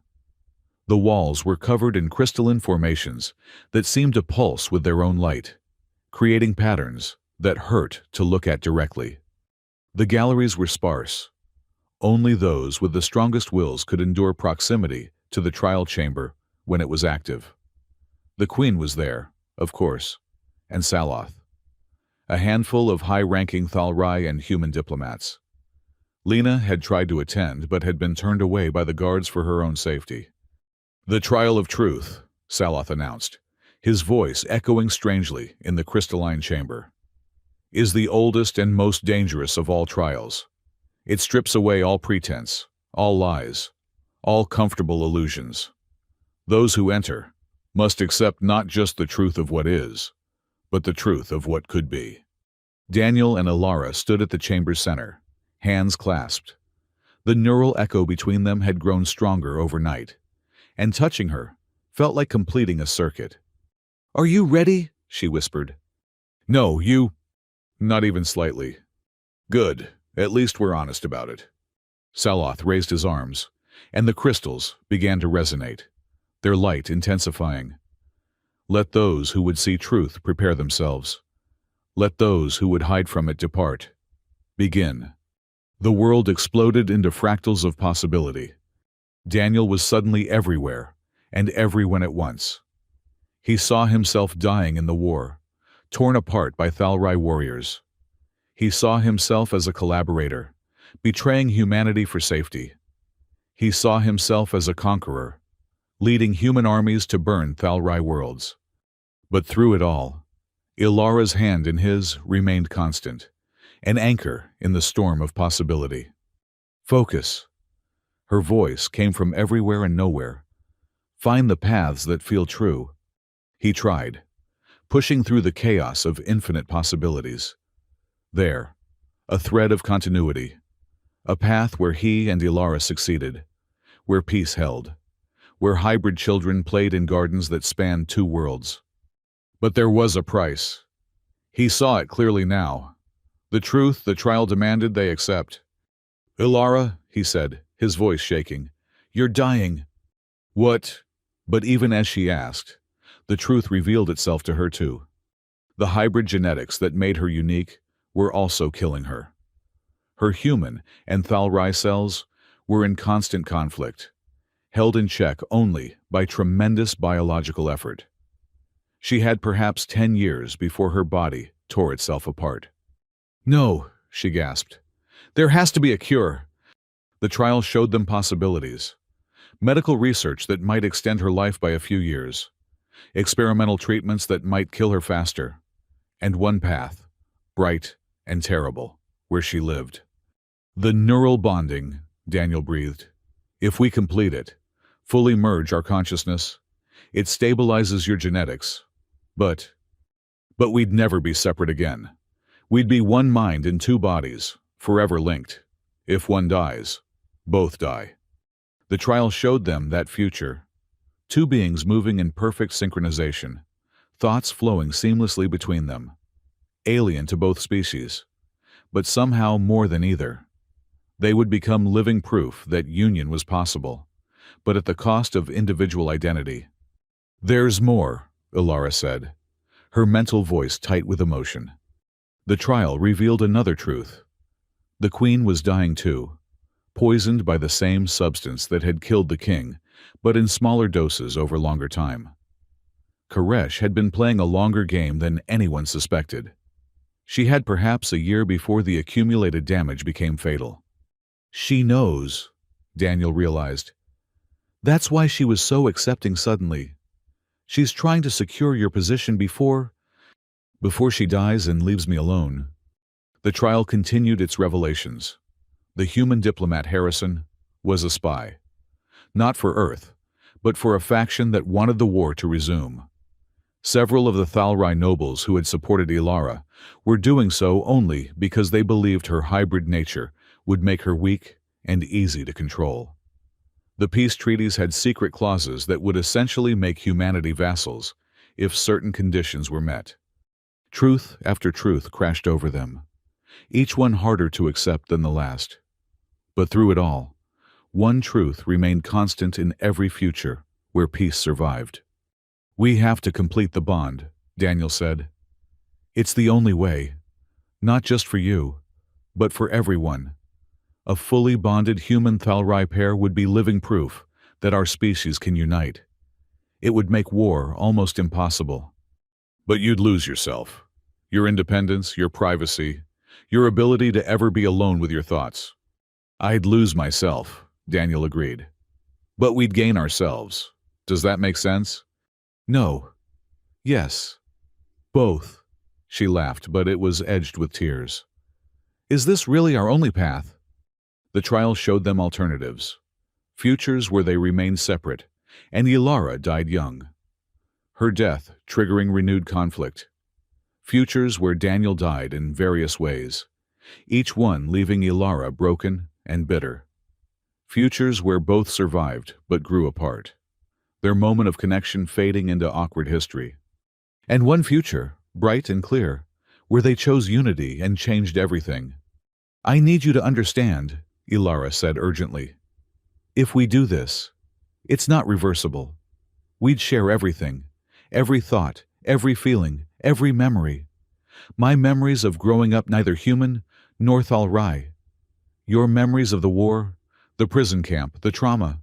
Can you accept that?" Daniel thought of his life before this week. Simple, safe, lonely. He fixed machines and avoided connections because connections meant vulnerability. But Ilara had changed that. She'd chosen him, trusted him, shown him that strength wasn't about standing alone. "Can you accept my memories?" he countered. "The times I was weak, cowardly, selfish. The things I did to survive that I'm not proud of.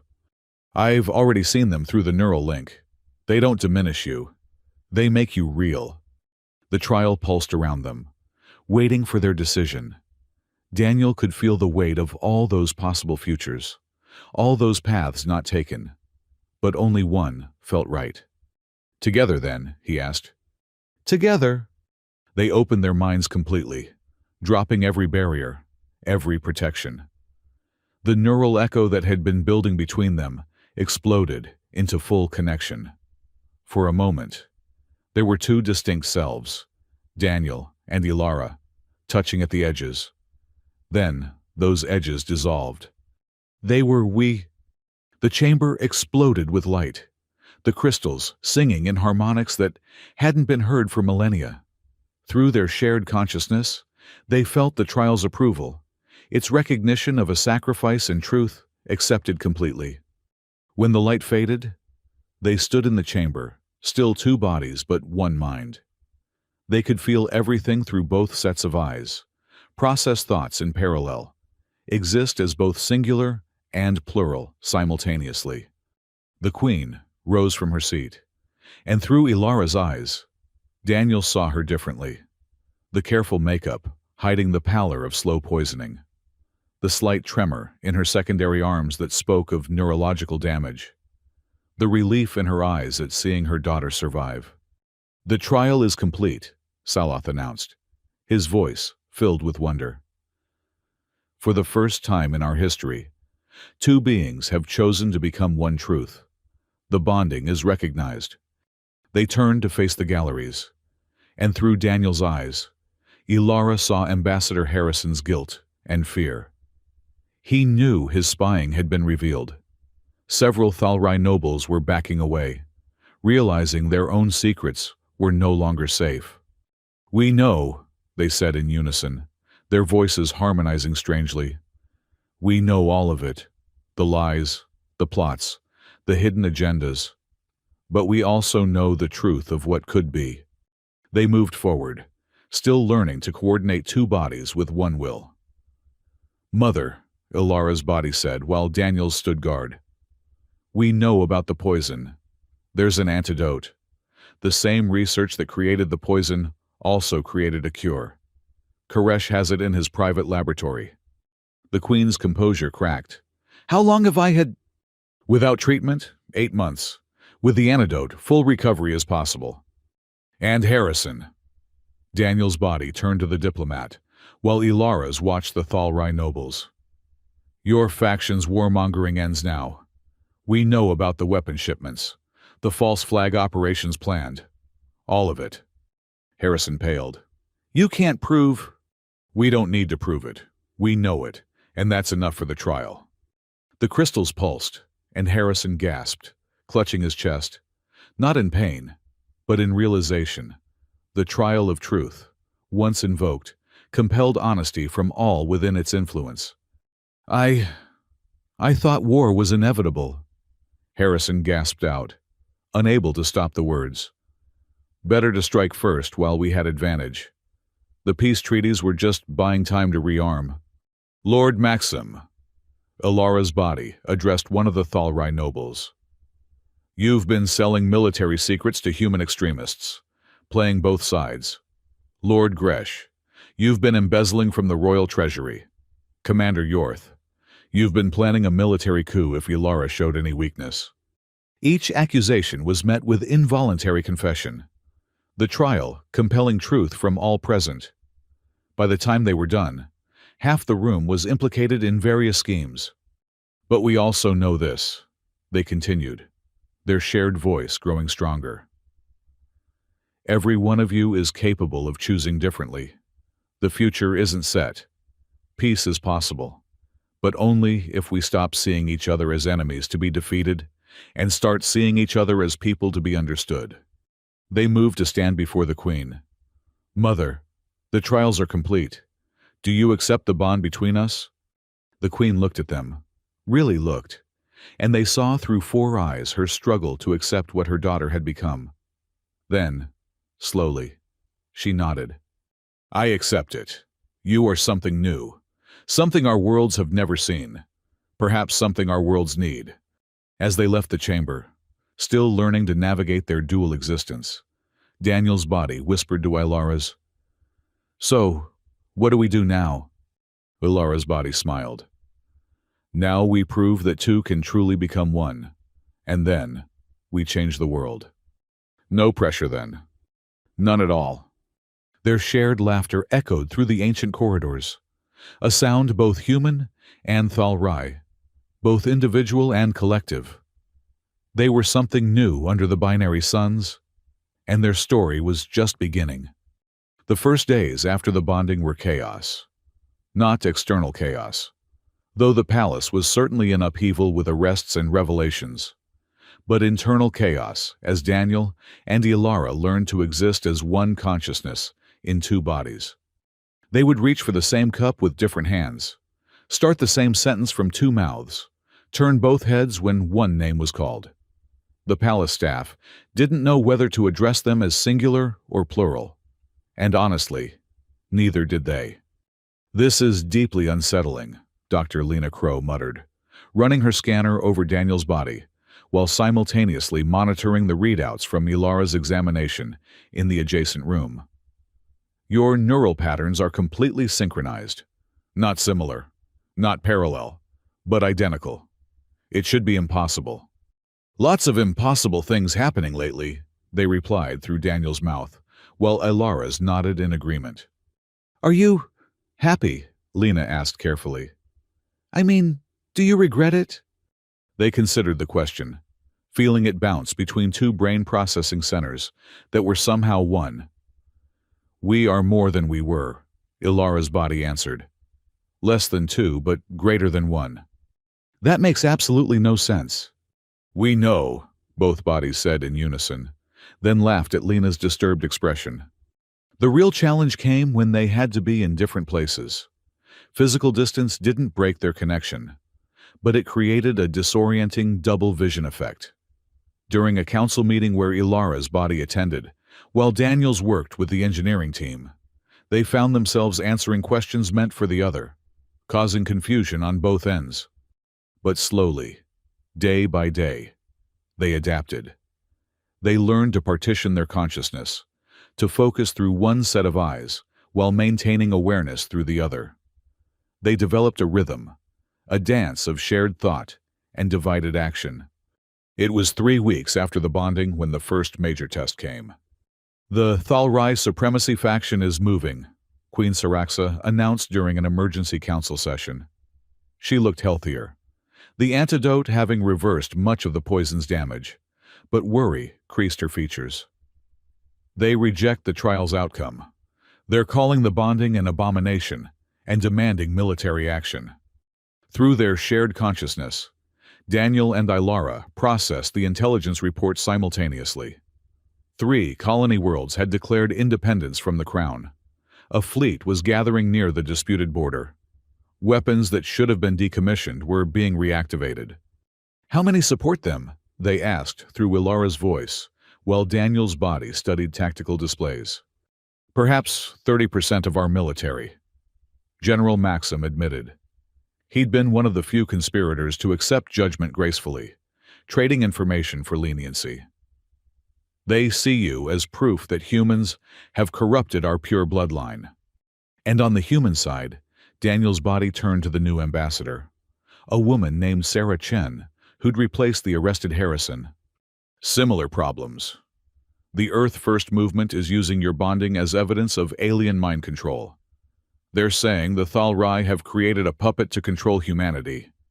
Chen looked exhausted. Both our extremists are feeding off each other's hatred. Through their dual perspective, they saw the problem completely. 2 civilizations, both afraid of losing their identity, both viewing union as surrender rather than evolution. We need to show them what we really are, they said through both bodies simultaneously. Not human, not Thalrai, but something new that threatens neither. And how do you propose to do that? The Queen asked. They stood, both bodies moving in perfect synchronization. By going to the source of the conflict, the border worlds where the fleets are gathering, we'll show them that unity doesn't mean erasure. That's suicide, General Maxim protested. The extremists on both sides want you dead. You'd be walking into a trap. Everything about our existence is impossible, they replied. Maybe it's time to use that. The journey to the border took 2 days by fast courier. They spent the time refining their control, learning to project their consciousness more fully through one body while the other rested. It was during one of these practice sessions that they discovered something unexpected. Daniel's body was sleeping, while Ilara's maintained watch when an assassin struck. A Thalrai supremacist who'd hidden among the crew, moving with deadly silence toward Daniel's vulnerable form. Ilara's body reacted, but she was too far away. In that moment of desperate need, something new happened. Daniel's body moved without waking, guided entirely by their shared consciousness through Ilara's awareness. His hand caught the assassin's blade inches from his throat, his body rolling away and striking back with precision that should have required conscious thought. The assassin was subdued, but the implications were staggering. They could control both bodies through either consciousness center. They were truly one being with 2 forms. That should terrify me, they said to themselves. Daniel's body now awake and examining the captured assassin while Ilara's stood guard. But it doesn't. Because we're together. They answered themselves. Always. The border station Meridian Point hung between two star systems, like a fractured pearl. Once a symbol of cooperation, it had been split down the middle when tensions rose, with human forces controlling one half and Thalrai the other. The perfect powder keg for the approaching fleets. They docked at the neutral section, a narrow strip of corridors that neither side claimed. Ambassador Chen and General Maxime flanked them, along with a small security detail that everyone knew would be useless if violence erupted. The station commander, a human named Richards, met them with barely concealed hostility. "The abomination arrives," he said, not bothering with diplomatic niceties. "Commander Richards," they replied through Daniel's body, keeping their tone level. "We're here to prevent a war. You're here to spread your infection. We know what you are. A Thalrai weapon designed to make humanity accept subjugation." From the other side of the neutral zone, a Thalrai delegation approached, led by War Master Krex, one of Koresh's former subordinates. "The hybrid pollution comes to contaminate us further," Krex spat, his forearms twitching with barely restrained violence. They stood between the two groups, feeling the hatred radiating from both sides. Through their shared senses, they could read the micro-expressions, the body language, the fear beneath the anger. "You're both right," they said, causing everyone to freeze. "We are a weapon. We are contamination. We are everything you fear." Ulara's body stepped toward the Thalrai, while Daniel's faced the humans. "We're proof that your pure bloodlines can merge, that your perfect separation can end, that everything you've built your identity on can change. And that terrifies you," they continued through both mouths. "Because if we can exist, if human and Thalrai can become one, then what does that make you? What happens to your superiority, your uniqueness, your special place in the universe?" You see, Richards turned to his people. "It admits it wants to destroy us." "No," they said firmly. "We want to show you something. Will you give us 1 hour both sides, together, in the central hub?" Krex laughed harshly. "Why would we waste our time?" "Because if you don't, the fleets arrive, the shooting starts and millions die. 1 hour to possibly prevent that seems like a reasonable investment." It took negotiation, threats, and promises. But eventually, both delegations agreed to gather. The central hub was packed with suspicious faces, weapons barely concealed, tension thick enough to cut. They stood in the center, both bodies back to back, and began to speak. "You want to know what we are, we'll show you." They closed their eyes, and when they opened them, something had changed. The lighting in the room shifted, responding to bioluminescent cells that Ulara's Thalrai biology possessed, but had never fully activated until now. "We are memory," they said, and began to move. It was a Thalrai martial form, but performed with human flexibility and innovation. "We remember the war from both sides, the pride and terror of battle, the grief of losing friends to an enemy we didn't understand." The movements flowed into something else, a human dance that Ulara's forearms transformed into something impossible and beautiful. "We are possibility. Every moment, we think in 2 languages, dream in 2 cultures, exist as living proof that different doesn't mean incompatible." They stopped moving and looked at the assembled crowds. "But more than that, we are choice. We chose this. Not because we had to, but because we saw a future where our peoples weren't defined by their differences, but enriched by them." "Pretty words," Krex snarled, "but you're still an abomination."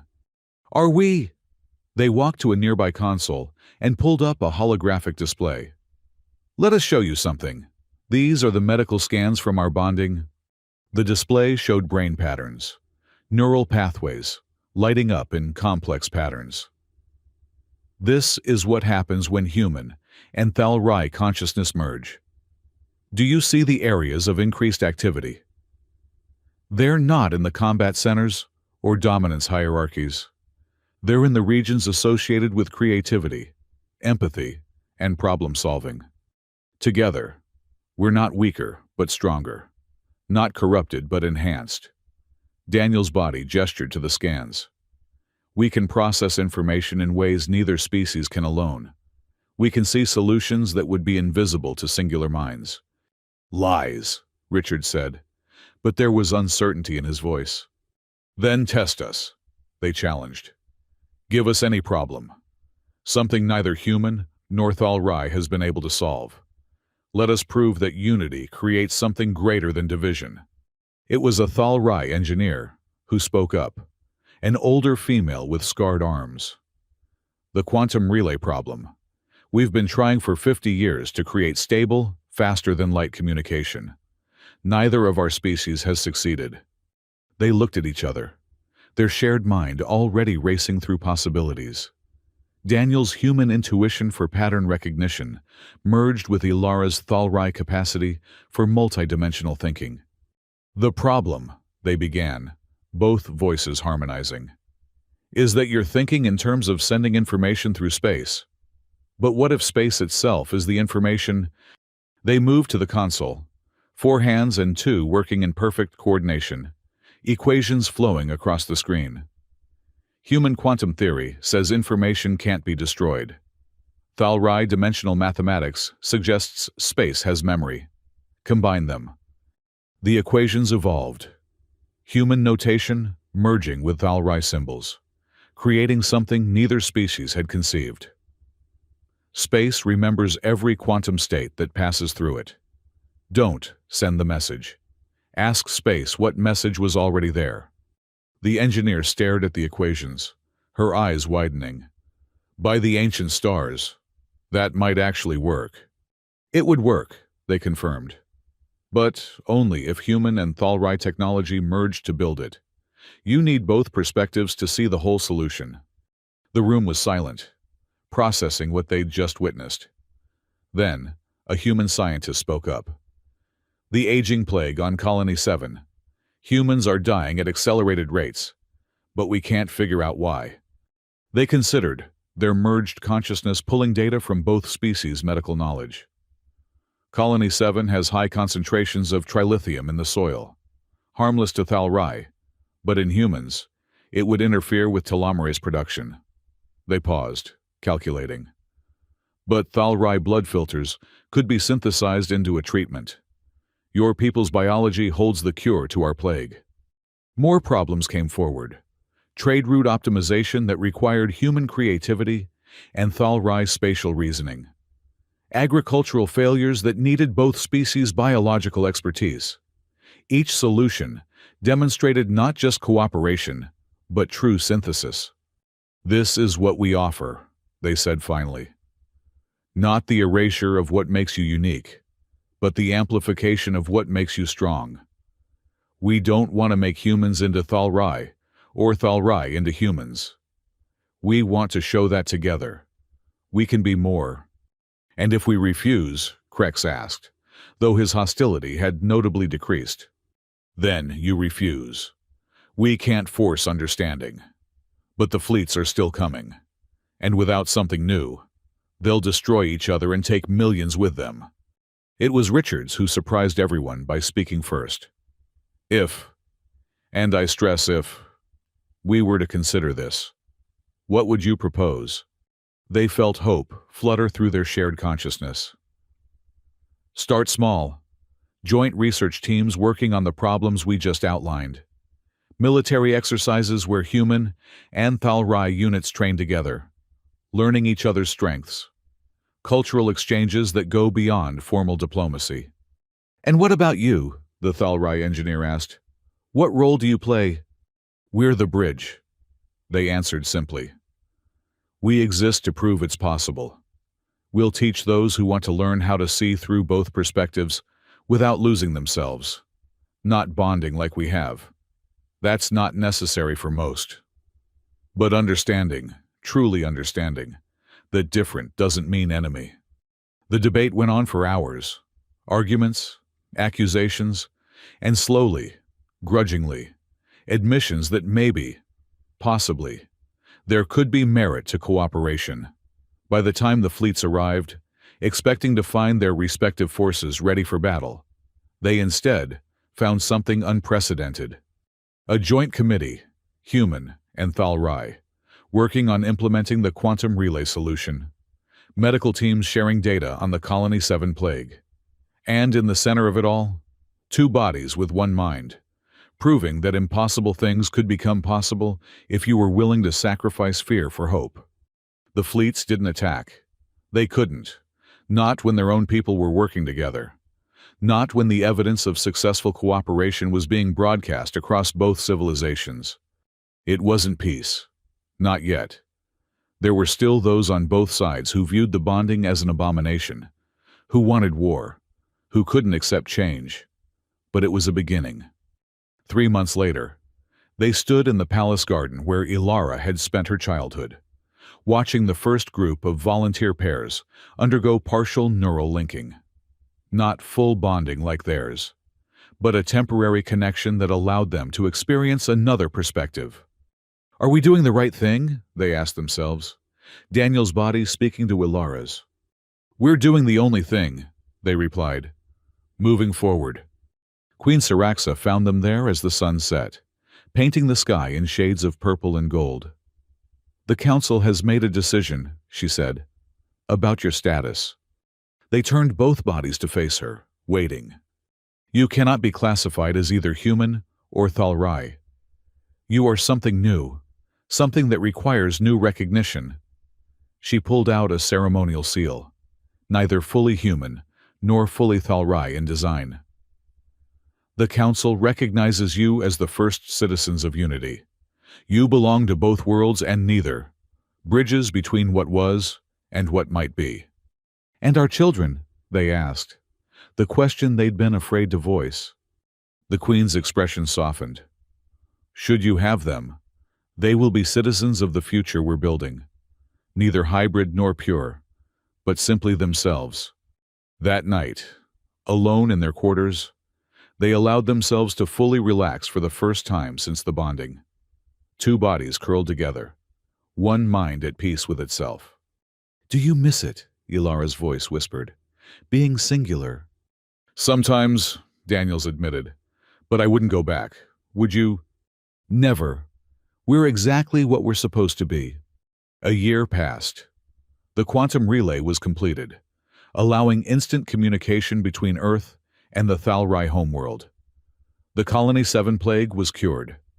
3 more pairs underwent full bonding, each finding their own version of unity.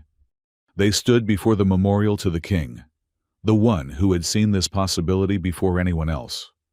Carved into the stone were his words: "Peace is not the absence of conflict, but the presence of choice." "He would have been proud," Queen Siraxa said, joining them. "He knew, didn't he?" they asked. "About Ilara's heritage, about what she could become." "He suspected. He once told me that the future wouldn't look like the past, that our children would be something we couldn't imagine." She smiled sadly. He was right. A communication alert drew their attention. Another crisis, another world where human and Thalrai tensions threatened to explode. They sighed through both bodies. "No rest for the unprecedented," they muttered. "Would you have it any other way?" the Queen asked. They considered, feeling the weight and joy of their unique existence. "No," they said finally. "This is what we're for, building bridges one impossible moment at a time." As they prepared to leave for another mission, another chance to prove that unity was possible, Daniel's body turned to Ilara's. "Ready." "Always." They walked forward together, two bodies, one purpose, living proof that the future didn't have to repeat the past. Behind them, the binary suns set on one era and rose on another, painting the sky in new colors that had no name yet, but would, in time, be called hope. The story of the human who was chosen by a princess had become something greater, the story of two who became one and showed two civilizations how to become whole. It wasn't the ending anyone had expected when a maintenance technician was picked from a crowd by alien royalty. But then again, the best stories never end the way they begin. In the depths of space, aboard a ship heading toward another crisis, they received a message through the new quantum relay. It was from Earth, from a young girl who'd heard their story. Can someone like me, someone ordinary, really make a difference? They smiled through both faces and sent back a simple reply. Every bridge starts with a single choice to reach out. Be brave enough to make that choice, and extraordinary will follow. And in that moment, they knew that regardless of what challenges came next, they had already succeeded in the most important way. They had proven that change was possible, that fear could be overcome, that two peoples separated by stars and species could find common ground. They were Daniel Cross and Ilara of Thalrai. They were neither and both. They were the future, messy and complicated, and beautiful in its impossibility. And they were just getting started.